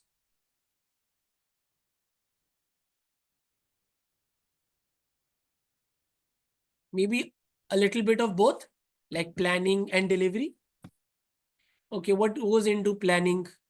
Sourcing, procurement, and what goes into this other part, coordination, delivery. Okay. In what about commercials? How to cost a project, how to price a project. What about HR, people management? The point I'm trying to make it here is you are two engineers, you have started an engineering firm. Now you have to construct a building. You know how to construct a building, but you don't know how to price the building. You don't know how to cost the building. It's not your background. Another example, you're a chartered accountant, you start a company, you start a restaurant, you know the costing, you know the pricing, but you don't know about the quality, the taste, how to cook the food. That's not your forte. That's not your cup of tea. Which means we rely on others for this, right? I'm interested in knowing here that are you a people's person or not? Or you just believe in getting work done? We have won this contract, just do it, just finish it. Or are you that type where you are a people person, where you also look after your staff, their well being, their talent, their training, and all this? And then in return, they look after your business and you do well. So, do you have that skill? Do you have commercial expertise? I know you have expertise in, as a manager, you can manage an event, you can run an event, organize it, all that you know. But do you understand the financials behind it, the commercials behind it? Oh, so good hints given here. Is it like you're trying to generate leads? Yeah, I mean, what needs to be done before the event and what needs to be done post the event? Because you've only done management, so you only got involved when there was an event. You were not involved in bringing those events. Someone else was doing it in your previous companies. And now when you started your own business, so who does all of this? Bringing clients, after sales services, asking them, were you happy or not? And can we do something else with you? Some more work with you. So this might be lacking right now, unless we are told that they've recruited very experienced people from the market who fill these weaknesses. So if I have a weakness, I need to recruit someone who can address this weakness. And I'll focus on my strengths, those areas which I'm good at. Okay. Organizational structure. Amanda and Safi are responsible for the strategic direction of Rodnim and have ultimate management responsibility and control over the business. Amanda oversees the entire events management program. And Safi is in charge of marketing and customer services. Now, both these people have event management background, right? On the previous page, that's what they've told us. Okay, so Amanda is doing what she was doing in her previous company. She's repeating the same thing. That is entire events management. Okay. But if you look at Safi, he is in charge of marketing and customer services. Now that this is something new because even Safi was into events management in the previous company, right? Maybe these are the two areas which are suffering. Maybe it is marketing and customer services only which is suffering. And I'm not just blabbering here, it is reflected in the NPS score.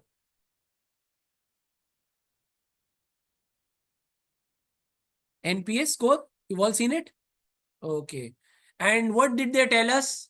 That client, they told us something very interesting here. Client satisfaction depends on three things. Guys, NPS score is calculated with the help of this.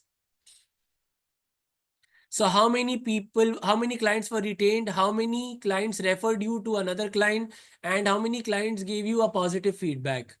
This actually tells you that there are more people liking you and few clients hating you. And they do the likes versus minus the dislikes, and that gives you the net promoter score. What is happening? I'm not scrolling down, but you've read the pre-scene. What's happening to our NPS? It means our retention rate might be going down. It means our referrals might be going down. It means our feedback could be, going down. All of this is going south for us, perhaps. That's why we have a drop in the NPS. Okay, interesting. Now we are linking it. Marketing, customer service is an issue. Rodnim has 34 full-time employees. Small business we are. Small business. 34 employees. Operating from a single office in Harland's capital city. Rodnim employs 3 managers who directly report to both of the managing partners. Pretty much a centralized function.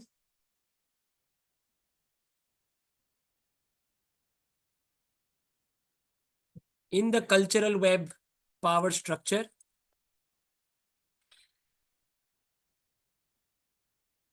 dominated by the 2 people, the founders.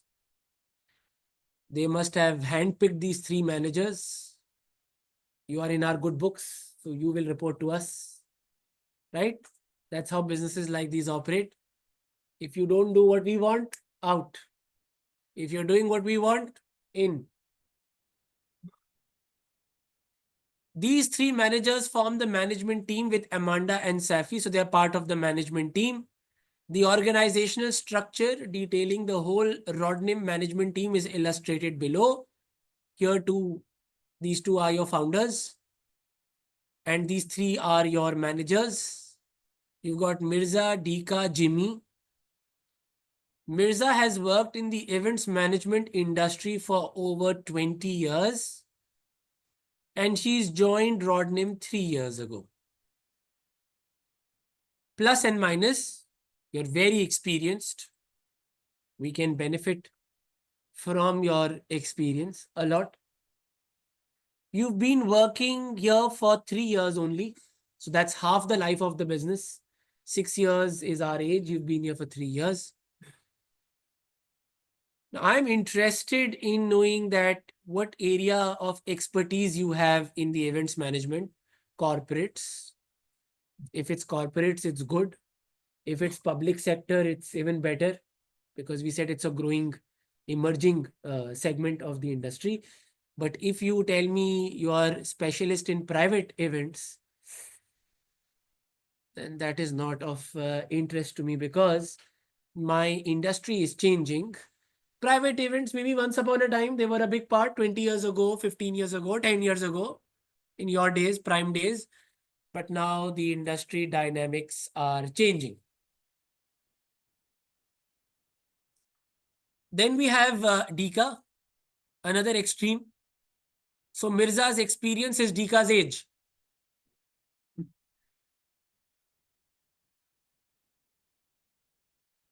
Dika is 22 years old and a recent graduate in events management. Okay. Now, 34 full-time employees, 34 full-time employees. Let's assume that 10 people out of the 34 report to Dika. Okay. The biggest challenge we will have here is that maybe the people who report to Dika know more than Dika. And they are frustrated. And they are upset that our manager knows nothing. It's very difficult to work under an incompetent manager. He's a graduate, no doubt. But is a graduate competent?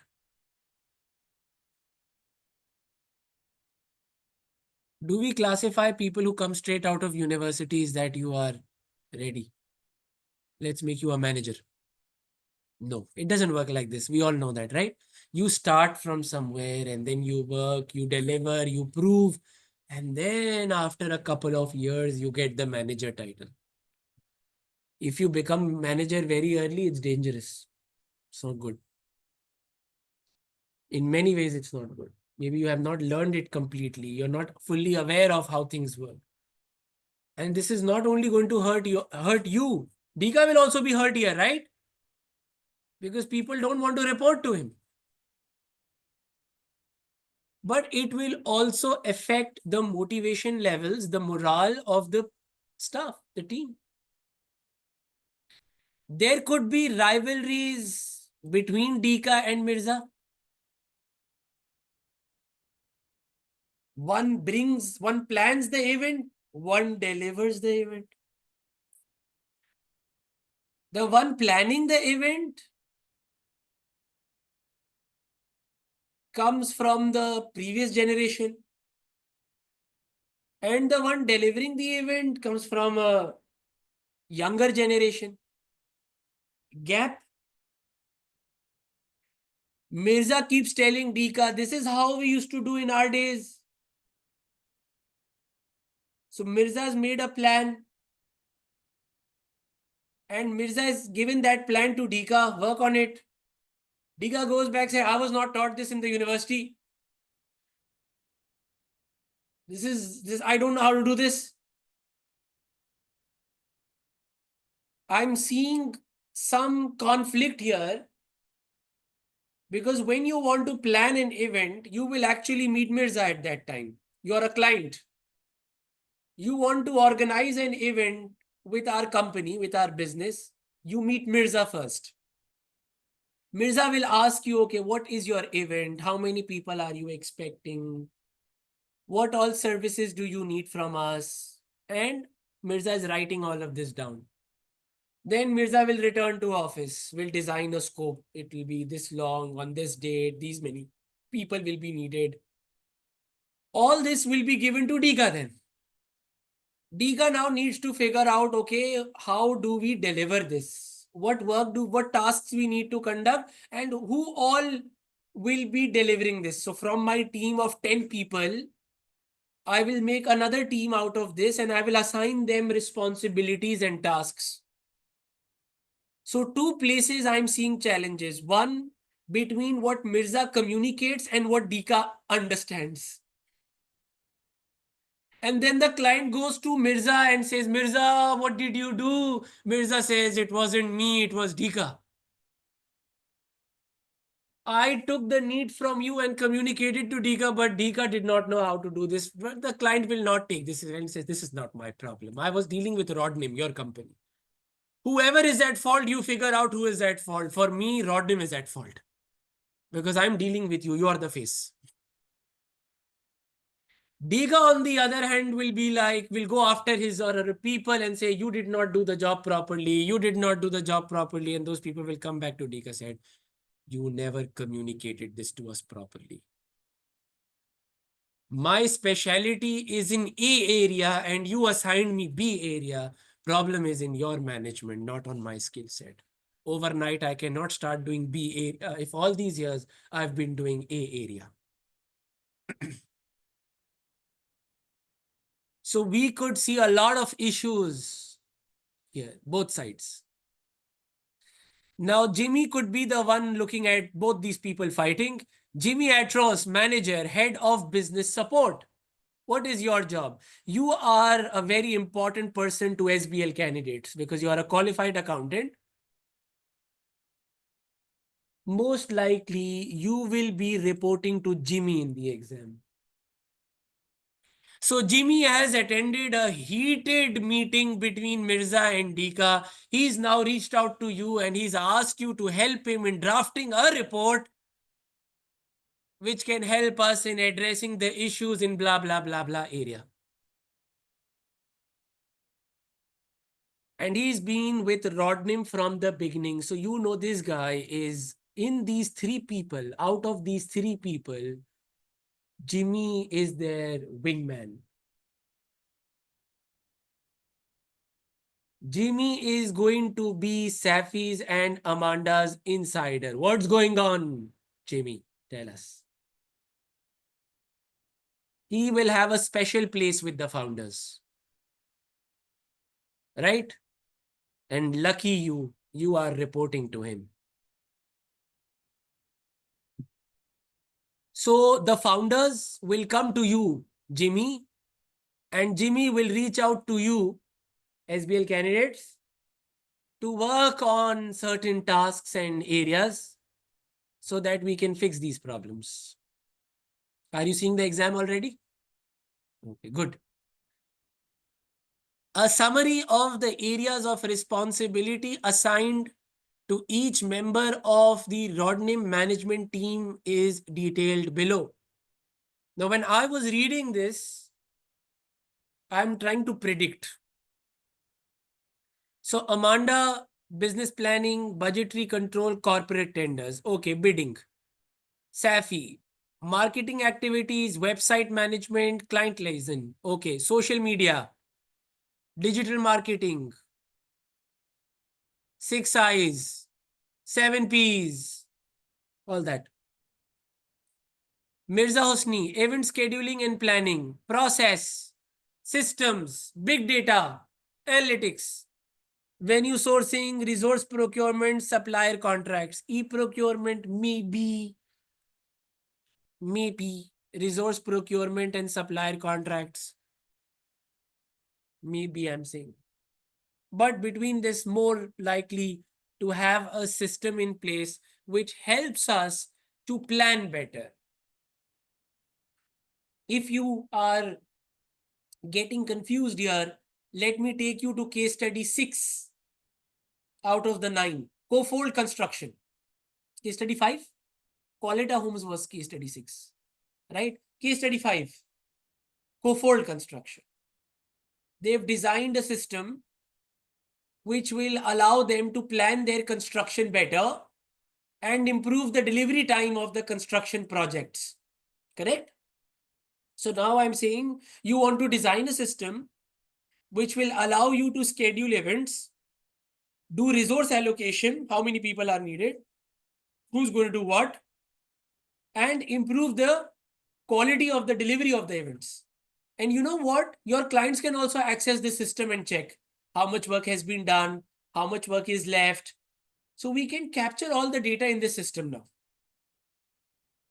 So maybe there's scope to improve the technology element of our business, and that is event scheduling and planning. This will help us with project management as well. Gantt charts can be made. We can see at what stage we are. We can monitor progress. Remember, guys? Do you remember all this? DICA, you do events coordination, which I don't think you'll be doing really well. Events delivery, project management, events risk management. I see two major areas. Even if it is coordination and delivery, they will end up linking it with project management or risk management. So maybe one variant will take project management, another variant will take risk management. In one variant, they will ask us to maybe evaluate the work done by the project manager. Who was the project manager? Dika was the project manager. And he's made, poor guy, yeah? We're going after him, yeah? Poor guy's made lots of mistakes. We're evaluating his work. We're telling him what you need to improve for future projects. Twist in the story will be if they tell you Dika is related to Amanda. Now you cannot do anything. Just joking, that will not happen. I was just giving a local angle to it. How companies here are. You can't say anything to this person. Why they are related to the founder. Oh, they can do mistakes. It's okay. Risk management. If something goes wrong in the event, so related to that, how we can mitigate. Maybe they'll ask us the probability, the impact, and what we can potentially do to mitigate the impact of it in the future. Jimmy. I'm not seeing any question on general admin and control and reporting and all of this. But what I'm seeing here is that, Jim, anything to do with numbers, you will come to us. Anything to do with IT, you will ask us to draft a memo on that maybe. And data analytics, you'll ask us to do presentation slides for that. And if there is problem with staff complaining about DICA, In that case also, you will tell us, can you please provide me some support there? So these tasks, which are either financial or non-financial in nature, which could be from IT or data or HR elements. So this is your chapter 12, 13 types, that area of the syllabus. What you're trying to tell me is that Jimmy is going to reach out to us for these areas as well. So this is going to be my role, like I said. I'm going to be reporting to Jimmy in this exam. Rodnim employs temporary staff to support events as and when needed. Now, as soon as I see this temporary staff, what is coming to my mind is that, are they good enough? So from a quality point of view, is this temporary staff good for our business? What if they do their job poorly? We can't do much except that we will not give them more work in the future. But we can't go to the client and say, well, this mistake was made by a temporary staff and not a full-time staff, so don't blame us. We can't say this. Also, I think we need to have some clarity in terms of what kind of roles will be given to temporary staff. I think companies need to have clarity on this. You can't give everything to temporary staff. I know you've got only 34 people. Maybe you need to distinguish between core activities and non-core activities and keep the core with your full-time staff and give the less important, the less crucial tasks, the more laborious tasks, but which require lesser thinking and lesser client facing, give that to them. So even if they make a mistake, one, it could be very insignificant, negligible, doesn't impact us much. Or there was somebody full-time who was overseeing it and they were able to rectify them. So that we would require clarity. We will have to wait for the exhibit for this. Also, what is the ratio between your temporary, I'm just thinking aloud, what else I need to think as a business, between your temporary and full-time? Are you over-reliant on these? Because you're only 34 people. That's why I'm thinking of this. If you get a big project, are you going to risk using temporary people on them? And if they don't do their job properly, it means you risk losing the client now. See, full-time staff will be afraid of messing it up because this is their bread and butter. Temporary staff, this is extra, additional. Even if they lose, it's not their bread and butter. It's extra for them. So there's not much at stake for these people. So quality is, we're going back to the same point, the quality of these people. Another important area I was thinking right now is that, do you have data on these temporary staff? Like, have you done their profiling? Or it's like you just give them random calls and, are you available between 7 p.m. to 9 p.m. to do this task? And they say yes, and yeah, fine, come. Or have you prepared a profile who's good at what? And only when there is a need in those specific areas, you reach out to those specific people. You don't have to call 100 people asking them their availability. Out of those 100, maybe there are 15 people who have a good track record in that particular service delivery. So you only reach out to those 15 people. Are you available and willing to do this for us? Yeah, I think your big data analytics will help you here as well. Right? It will tell you for these tasks who are the right people who can support you. Yeah. Operations. The diagram below illustrates the 6 stages, operations, another word for processes. So the diagram below illustrates the 6 stages in the process of tendering, okay, for corporate events. They stress too much on tendering. There has to be something, right? 5th or 6th time we are seeing this word. You can't be spending so much time on tendering and test nothing on tendering. That will be unfair to the people who wrote the exam. The diagram below illustrates the 6 stages in the process of tendering for corporate events. This process is used to plan, control, and deliver events to clients. What an obvious hint. Do you think we are dumps? This is project management. This is project management. IRB 4 Ps. Do you remember that acronym?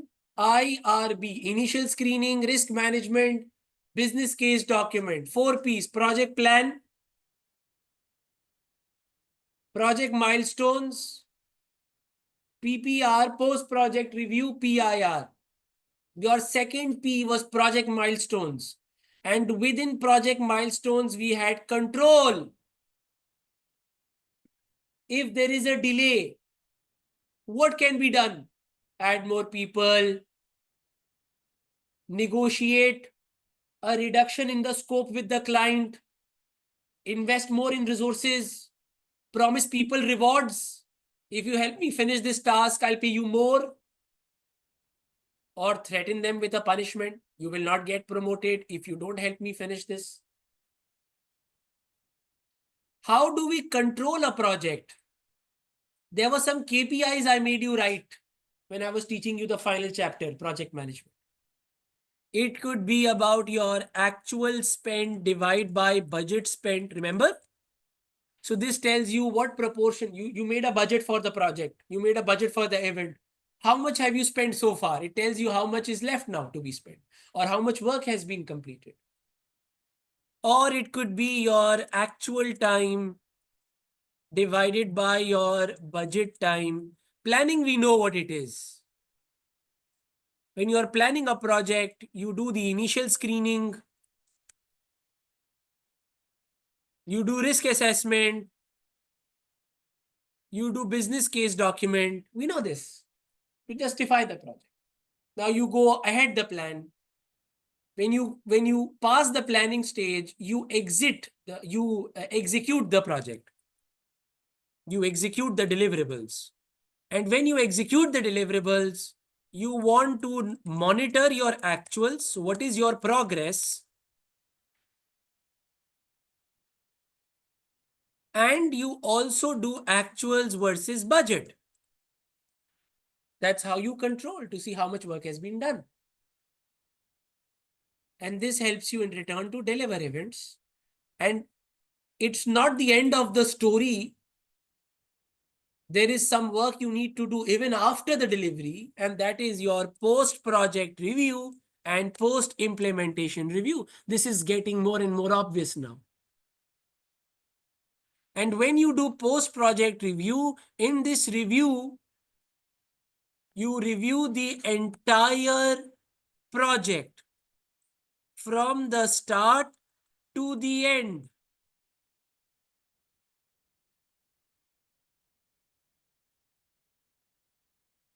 And why? You want to figure out what you did well and what you did not do well. Learn from it. Improvise in future. Also identify people who helped you finish this or people who made it tough for you. Making their managers aware of their poor performance, important. It will contribute to their appraisals also. That was something I taught you. Let me come on that. I'll go in detail when I'm doing review of the syllabus. But at this stage, I'm thinking organization structure. And a matrix structure would have been better. I will go into this in detail on Saturday. For now, just write this down because we know matrix structure is ideal for companies which are into projects. Now, what is matrix structure and how does it work and why will it be better for us? And can it address the issues which we may have here? Saturday. Okay. For now, just make a note of this because we will be revisiting all these areas then. PIR is where you will review only the results from the project. So this focuses on the results. And when we are saying results, what we mean here is what before taking this project up, we would have anticipated.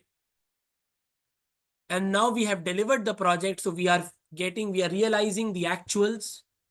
So we want to compare the actuals with what was projected or predicted.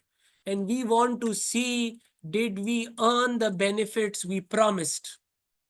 So when we accepted this project, we told the client, we will do this for you. We would have in the business case document, we would have made a projection of the benefits, how much money we will make in month 1 and month 2, and maybe we will get more business later. After 6 months, the client will come back and will give us another job. You would have made these projections. Now you want to check, are you realizing them in actual, number one? And number two, is there any scope or potential for additional benefits?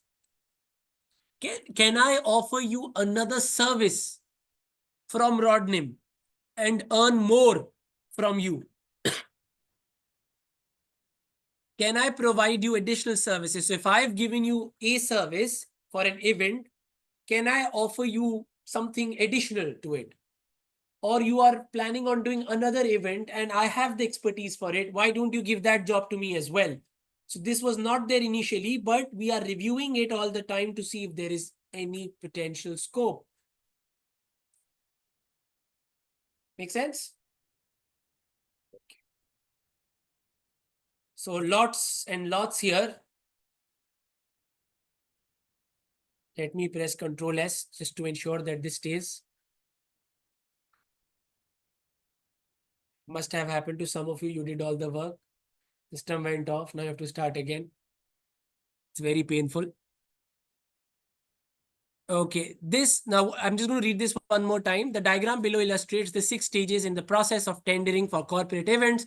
This process is used to plan, control, and deliver events to clients. This includes arranging for temporary staff to work at the events, and we use them in places like security, hospitality, and technical support as needed. Now, we were told in our industry, when we were on page number 1, I think, the first or the second page, we were told that collaborations are very common in our industry, and companies collaborate not only with events companies, but also with supplying companies for these areas.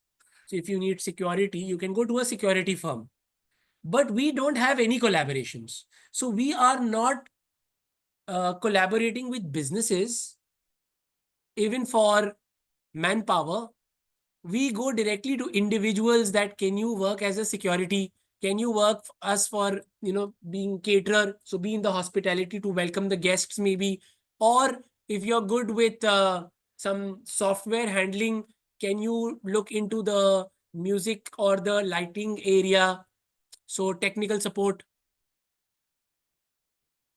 Yeah. Can you be a DJ one night? He said, oh, 5 years ago I did this, but I'll try for some money. Now, what I'm thinking is, if you were, see, I'm not saying what you're doing is wrong, but if you were working with another business, they would have sent you qualified individuals who specialize in these areas. You will not have to do background checks on these people because the company is taking responsibility. It's just like, uh, if you need house help in the UAE, if you are taking a private individual, you don't know about their legal status in the country or their background, if they have been involved in any criminal sort of a scene. But if you are going to any of the companies, then you don't have to worry about all of this. They'll take care of it. Do you get the point I'm trying to make? It's the same thing here. So if you were dealing with a business, they will assure you whether person A comes or B comes or C, doesn't matter. We will send you people who know how to do this work. You don't have to worry. You get me? Okay. So I'm writing here R is Rodnim, must explore working with businesses who offer such services. In fact, instead of working, I'll write collaborate. Now, this process has been progressively developed and refined so that Rodnim is able to deliver consistently high quality events to all clients. Now, I already have questions in my mind. Is it really high quality? I don't know. I'm not so sure about it. So, event invitation, we receive invitation to tender, document, consult with client. I'm sure Mirza is the person who goes there, understanding the needs, or Amanda and Safi might be going there as founders, accompanied by Mirza, perhaps. He's got 20 years experience after all. And they agree the event specification and determine the success criteria. Guys, this is again exhibiting project management. So whenever you do a project, they tell you what are the goals. What do you want to achieve out of this event? So maybe if it's a music concert and they are expecting a certain number of ticket sales. Maybe they have categories, VIP box, standard box. So they've told you that this is our target. This is how much VIP we want to sell. This is how much standard. Maybe they're wanting to attract sponsors also, media partners, newspaper partners, gold sponsors, platinum sponsors, diamond sponsors. So they're trying to invite advertisers as well, sponsors as well. They've told you, look, this is our model. This is how we want to attract businesses. Now, it means there will be certain targets, certain expectations from the client that we want the event management company to do these 5 things for us. So that would be our success criteria. If we meet that, it means we delivered our promises to you. Delivered. Who's doing delivery? Dika. Yeah. Then you will outline planning. So if you win the project, the event, then you will initiate a document. You need to assign an event manager who will look after the day-to-day of the event. You will give them a budget, that this is your budget. Then they will submit a tender.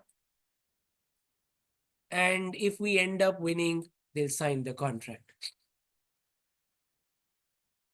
Once we win, then we will go in the details of how we will schedule it, who are the suppliers, logistical arrangements, who's going to bring the food, who's going to bring the material, all that you will have to make a plan, detailed, and what is the cost involved.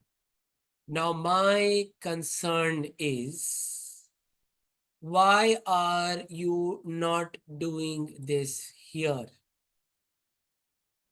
What if we win the contract and when we do detailed budgeting, when we were doing outline budget, means tentative budget, our cost was this. And when we did detailed budgeting, we figured out our cost has already overrun. Now, I cannot go back to the client saying, when I do my detailed budgeting, my cost has gone up. Can I increase the price? Not possible. This detailed planning should have been done here. Most likely your PID is not that solid. So there was a message in the WhatsApp group by one of the candidates that this looks like co-fold construction. Indeed, very good. This part of the pre-scene is like co-fold construction. You've made the outline contents of the PID, but they are not good enough. And there needs to be improvement in the PID so that if we win the contract, if we win the project, we know that it's profitable also and it is manageable and doable for us. Always. In all ways. In terms of time, in terms of cost, in terms of scope, in every way, it is doable and manageable. Then we do event organization, where we will set up the team, we will book the venue, we will arrange supplier contracts, and then we will issue tickets. So we will do all of this for you within the budget. Then we will deliver the event access control. So all the people who have paid for it, they are only allowed to, remember the QR code thing? Maybe there is someone who has complained that we saw people in the event who were not even on the list. Their names were not even on the list. So maybe that will come up in the exhibit. It's a risk. It could pose threat to the people. What if they were there to hurt someone? This could be risky to other people. Health and safety could be compromised here. Deliver event program in advance, of course, telling people this is what will happen at so-and-so time. Schedule is very important. You've blocked a venue for certain time frame, right? So you need to stick to that. If there is a delay in any of the deliverables, the venue provider will say, you were here after 10 p.m. You have to pay. Electricity has been consumed, resources have been used. There will be an extra fee in this case. Now, you cannot go to the client at that stage and say, can you give me more because I need to pay the venue supplier vendor more? No, you can't. So you have to be very careful with this. And at the same time, you're not going to do all the things on your own. Maybe there is catering involved here. Maybe there's transportation for the guests. So you will also have to manage external suppliers. Now, do you have collaboration? As per the pre-scene, you don't. It means every time you look for new suppliers and then you ask them, will you work with us? If you had a collaboration, then maybe you would be getting some good prices also from them. If you had entered into a contract, 1 year, 2 year contract, we'll work with you. Maybe they'll give you good prices, preferential rates. And then post-event, PPR, PIR. Guys, how obvious this is getting now? That after the event, you will conduct a review and you will evaluate whether you were successful. And then you will go back to the client saying, this is your feedback. This is what you asked us. This is what we did. These were the key deliverables. This is how much we have scored on those key deliverables. So you will report back to them. Okay. Notes. The process does not continue to this stage if the tender is not successful. Note 1, detailed planning. Now, I've told you already, even if you bid and you lose, you can always still do a PPR to understand what went wrong. Was it our price? Or was it the scope, the quality which we were promising? Others are doing a better job than us. So it's okay. I understand you don't have to do issuing of tickets and deliver an event program or managing suppliers, but you should still do a, if not the PIR, but you should still do a PPR, right? I mean, there was nothing which got implemented, so you can't do a post-implementation review, but you can do the event is still happening. The only thing is you are not doing it. Someone else is doing it, right? So why did we lose this? That's what we are trying to review here. Why did we lose? What contributed to us losing? For private events, the same process is followed, although there is no need to tender. So these are people who reach out to you saying, can we have a birthday party? Can you organize this for us? You just need to give them a quotation then. This is your quote.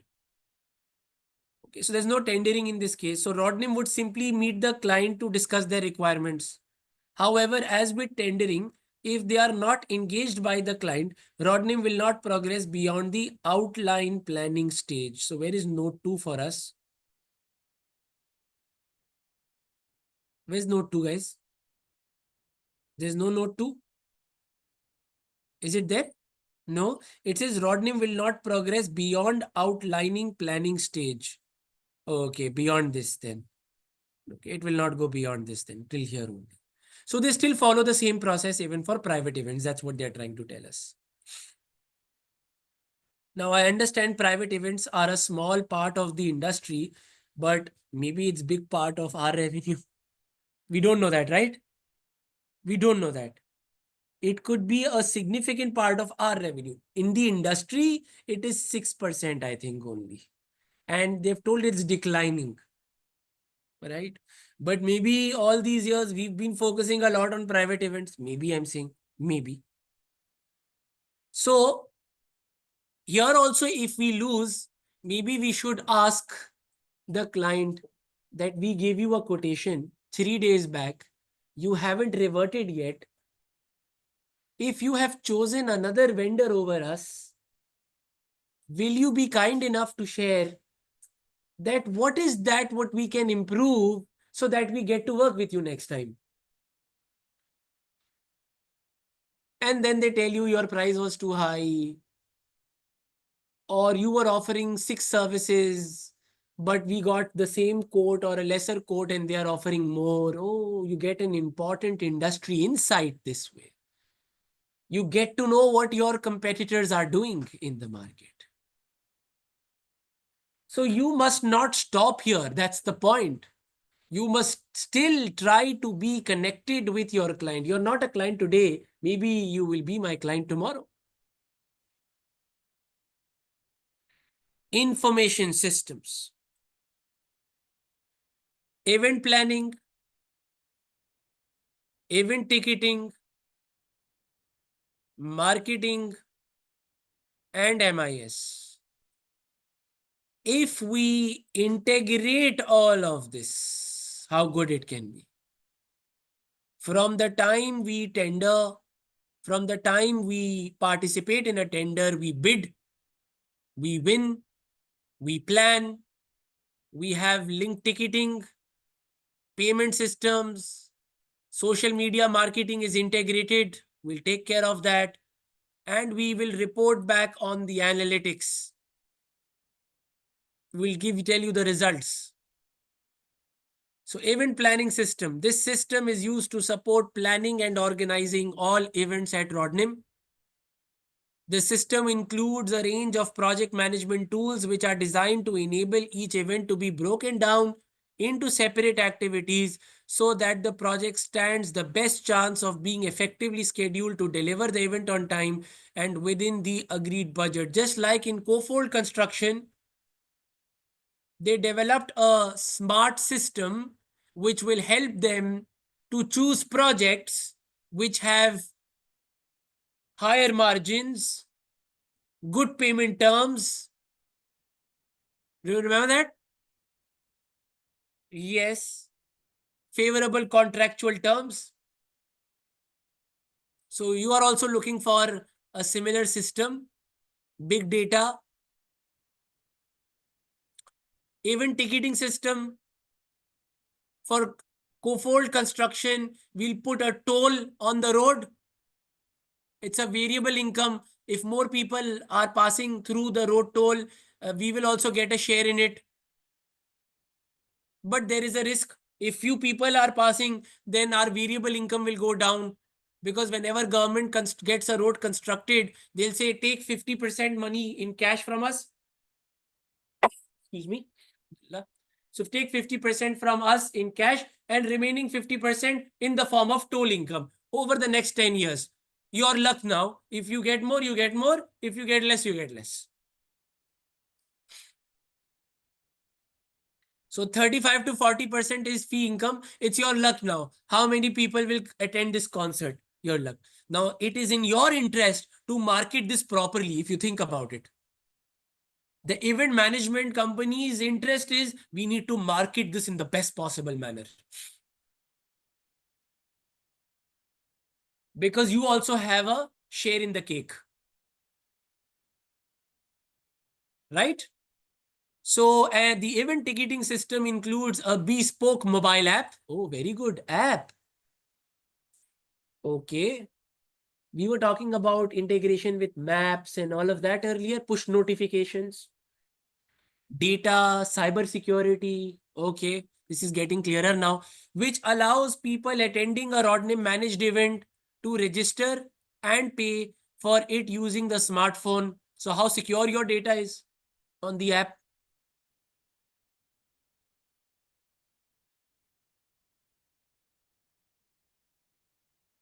The system generates tickets for each registered attendee and allocates seating at the venue if this is required. This system has to be real time so that we don't do dual booking.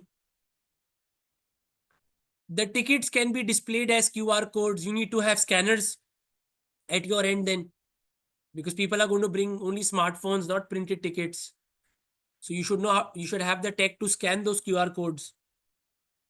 Using the Rodnim mobile app to allow attendees to gain entry to the event. Okay. Only this much they have told us. Now, how is it being used? How effective it is? We will have to wait. But we have a clear hint. It's clear. Marketing system enables Rodnim to effectively promote the events it is managing. It is in our interest after all. We get fee income also. The marketing system is integrated with Rodnim's website and range of social media. So we don't have to manually go and post on TikTok and Instagram and Facebook and X. Maybe it's all integrated. It just goes in one shot to all the places. So social media integration is there. And those who have downloaded the app, you also get push notifications. Maybe you can link your social media app with us by following us, and you can tag us and we can tag you when you're here at our place. Such integration is possible as well. Yeah. So maybe that's something which we should be exploring if we aren't. MIS. What is MIS, guys? Before we read this, before the MIS, you have a TPS, a transaction processing system. Right now, 20 people are on the app. Out of those 20 people, 10 people are viewing a concert. Out of those 10 people, 5 people are planning on buying this. They are on the payment page. Lots of data is being processed every millisecond. How many people came on your website, left your website?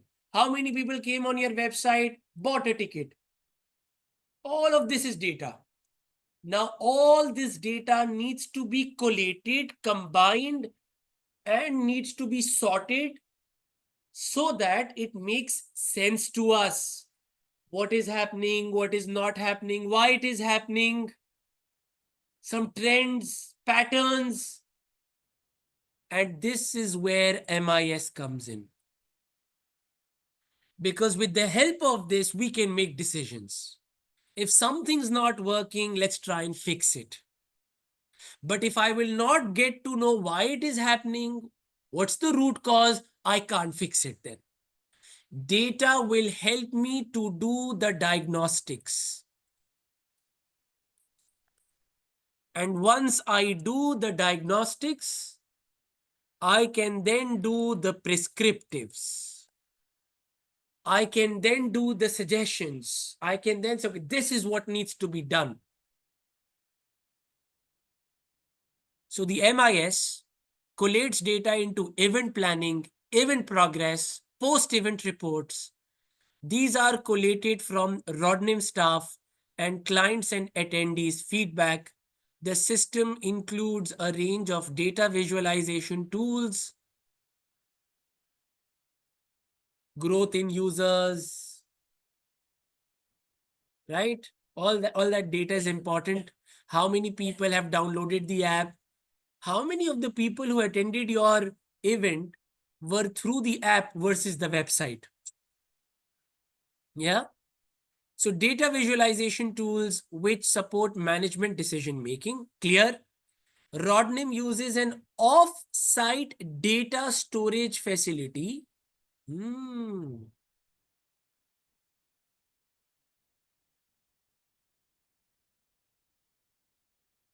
So cloud, yeah. So you're using cloud storage, shared data.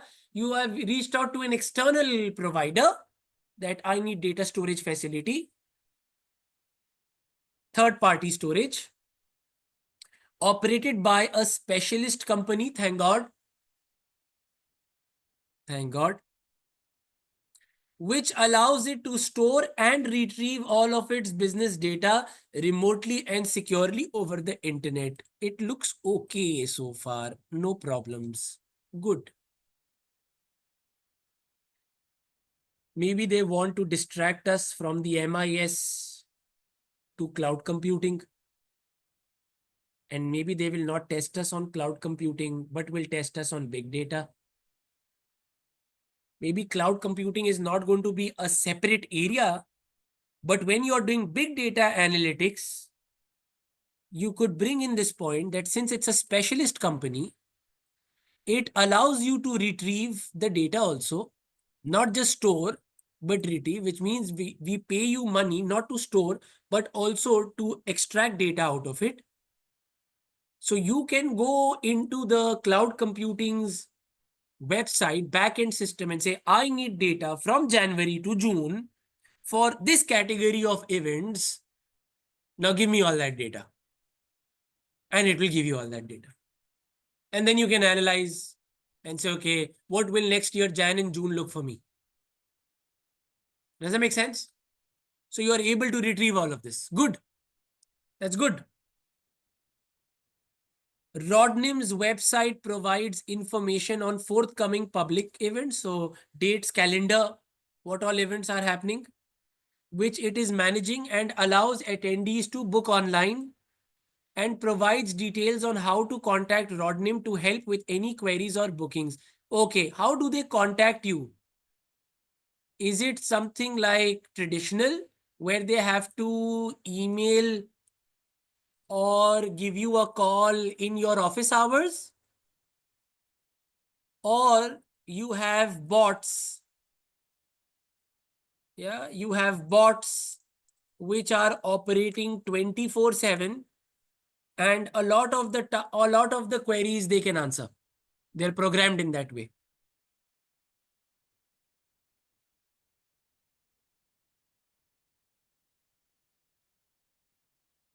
So we help them with the queries or bookings and post comments about their experiences. The website also contains information about Rodnim and its business philosophy. Nobody's interested in your philosophy. You have it, okay. Get the work done, that's important. Extract from Rodnim's website. Rodnim mission is to provide all our clients with top quality service, ensuring that their needs and expectations are fully met.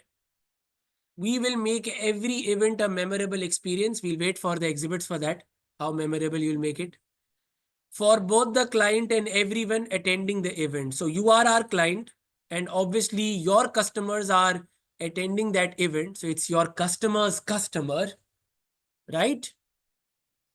So you are saying we want to make you happy, but also your guests, your attendees. Rodnim's strategic aims are explore and exploit new business opportunities which may arise, embrace and utilize innovative technologies, enhance, encourage an open, respectful, and ethical business culture, operate in an environmentally sustainable manner. tasks. These are going to be your questions. We discussed opportunities. We were discussing tech, culture, leadership, centralized structure, very old, very young, what impact it will have. We were discussing CSR, sustainability, environmental based KPIs, green consumers, green clients.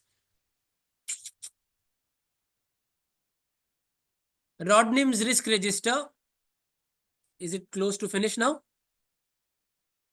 I'm tired.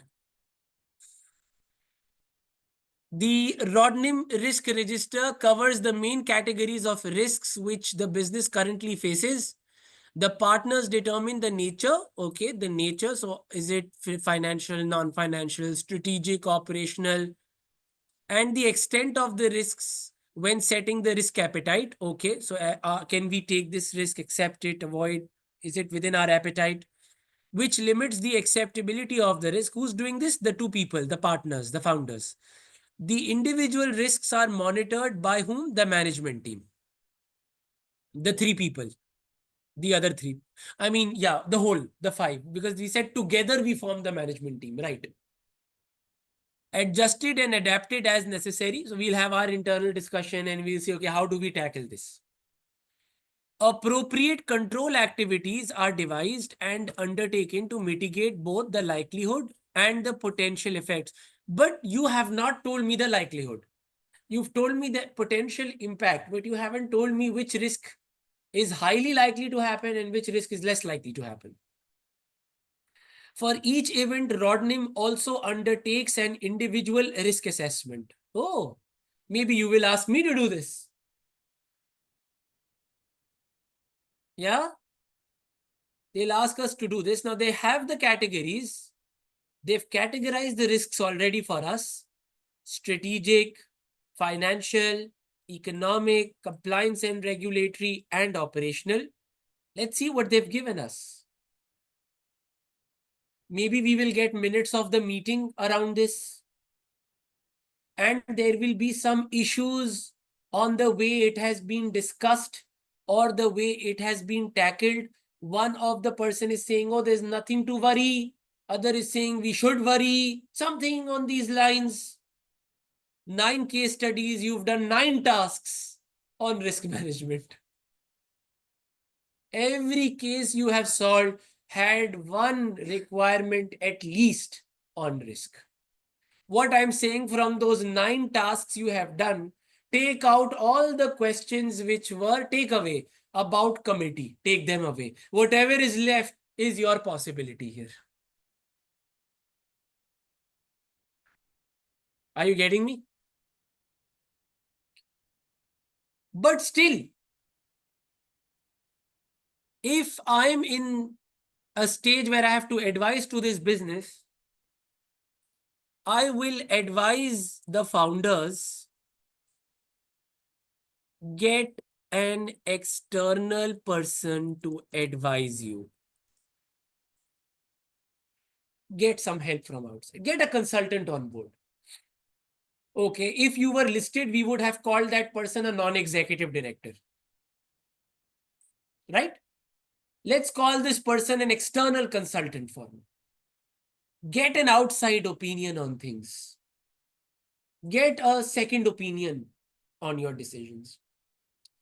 These people who work for you, they've been with you for quite some time. They are either too old or they are too young. You need some balance. And maybe this balance can be introduced. You need someone who can maybe criticize you where it's needed, challenge you where it's needed. Maybe these people, they don't challenge you enough.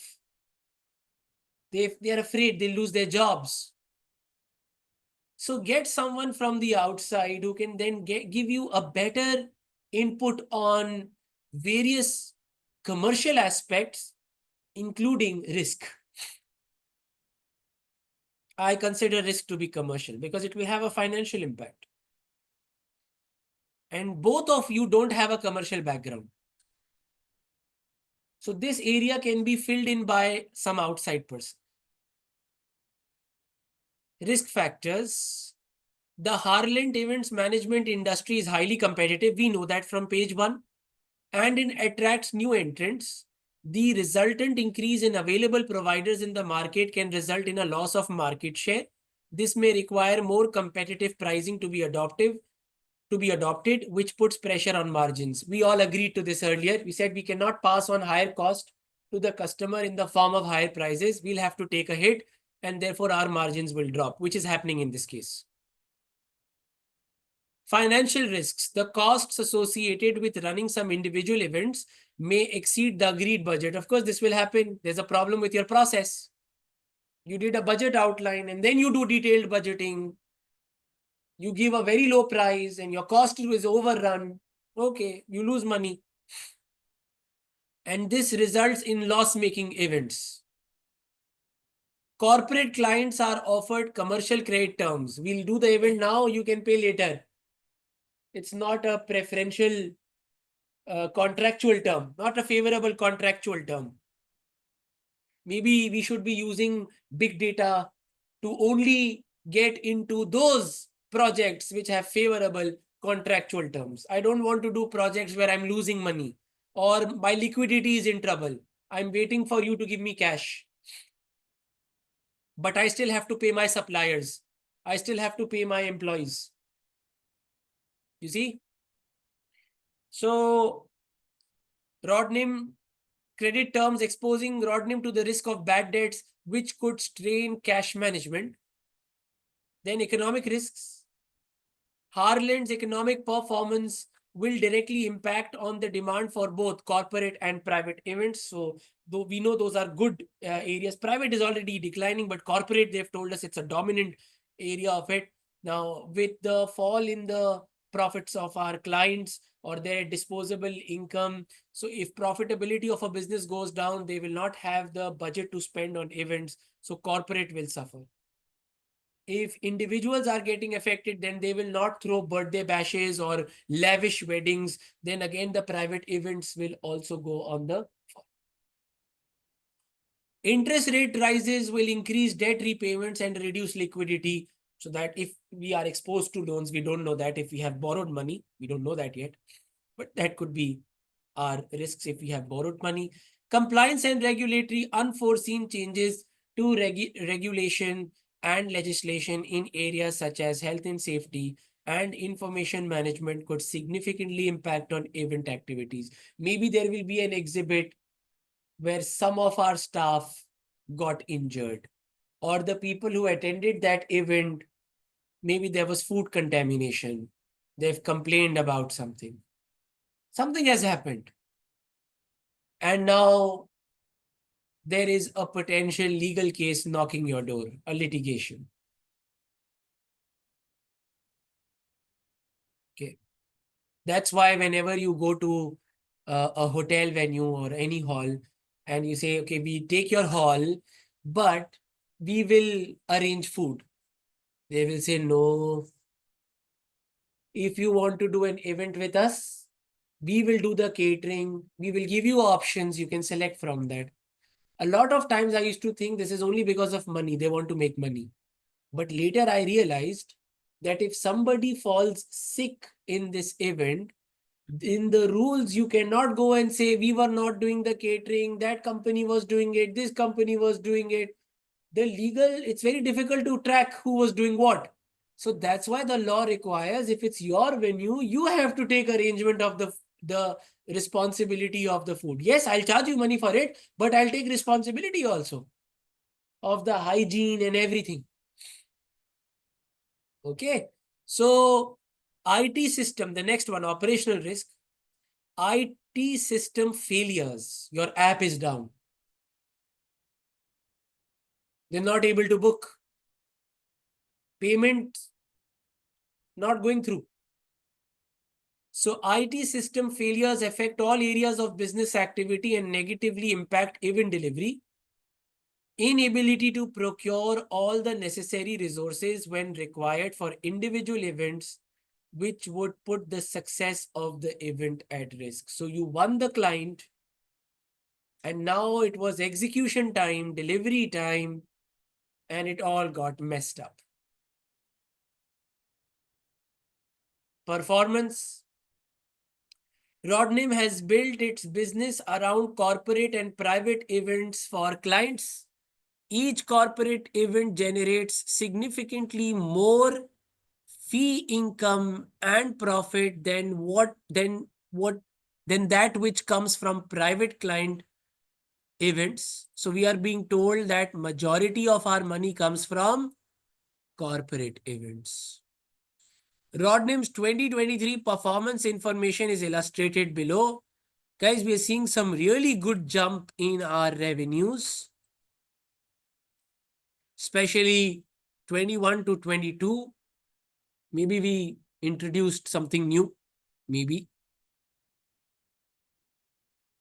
Don't tell me Dika's getting this. Yeah. And then there is operating profit. This is a little concerning because when your revenue was low, your profit was good. And now when your revenue is high, your profit has gone down. You are getting more business, you are winning more business, but at a low profitability. So let's calculate the operating margins.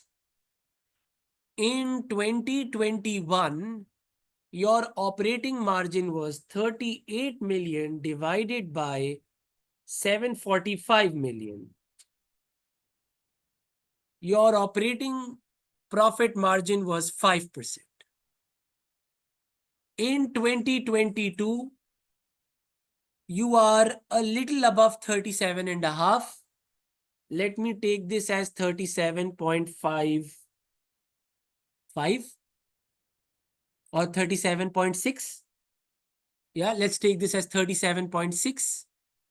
And we can divide this with 775. Safe? 775? Between 770 and 780 revenue? 4.8%. Biggest drop we've seen in 2023. So your operating profit would have been 36.6.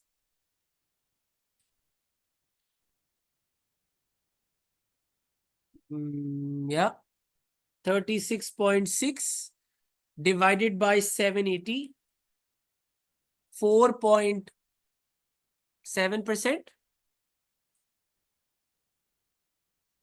Now, obviously, when I'm saying drop in operating profit, I'm comparing 37.6 with 36.6. That is also a drop. And then the margin is also dropping because during the same period, revenue is increasing and operating profit is dropping. So naturally, what's happened? Your margin has dropped. Okay. Now, financial answer to this is that your operating expenses have increased. Now, why have your operating expenses increased? It could be because of your lack of collaboration, right? Some of the obvious reasons. It could be lack of collab. It could be outdated IT. It could be inefficient processes. Or it could have been simply cost overruns. So what you planned and what you spent, right? We've already noticed that they've told us that we end up spending more. There's a risk on the profitability. So we've been already told that. So this could be happening. Very likely. This is happening. Okay. Can we, with the corporate tenders, it says 86% of all tender invitations received during 2023 were completed and submitted to clients by Rodnim, and 45% of these were successful. We did another calculation for a industry KPI, and that was 58 over 148. We did that earlier. We got some 39%. Okay, 39%. Now, what have they told us is this was a marginal improvement in tendering performance compared to 2022. So there's a slight Now, why are they telling us marginal improvement? It means there's room for more improvement. They want us to still believe that this is not enough and more can be done in this area. And tender success is recognized as a major driver of corporate business at Rodnim. Guys, this becomes even more important now, tendering. Because this is a major area of our business. Showcase. Client satisfaction. Your last bit. Our net promoter score has dropped. Not small, not marginal, quite a lot. 9.1 has become 8.4 and 8.4 has become 7.5. Our client retention and our client referrals are under threat. We may lose these clients if it continues like this. And they will not refer us to other clients. New business is also endangered now.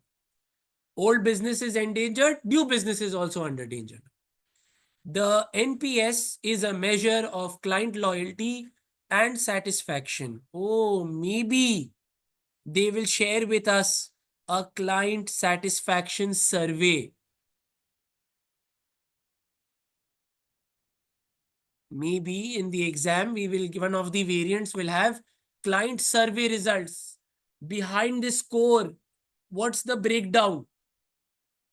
And what were the comments given by the clients? Derived from client feedback on how likely they are to recommend Rodnim Events to other on the scale of 0 to 10, where 10 is the best score possible. The NPS is useful for benchmarking client satisfaction as it provides insights into how Rodnim is perceived and can be indicative of likely future business. And this is what I explained you earlier about NPS.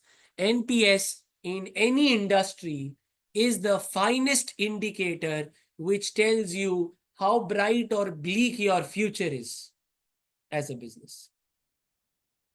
If there are more people who will refer you versus few people who will not refer you, this means you have potential business in the future, because most of the industries, it's word of mouth. You bought a service, you like it, you tell your friends, I bought it from here, it was good. And that's how business comes.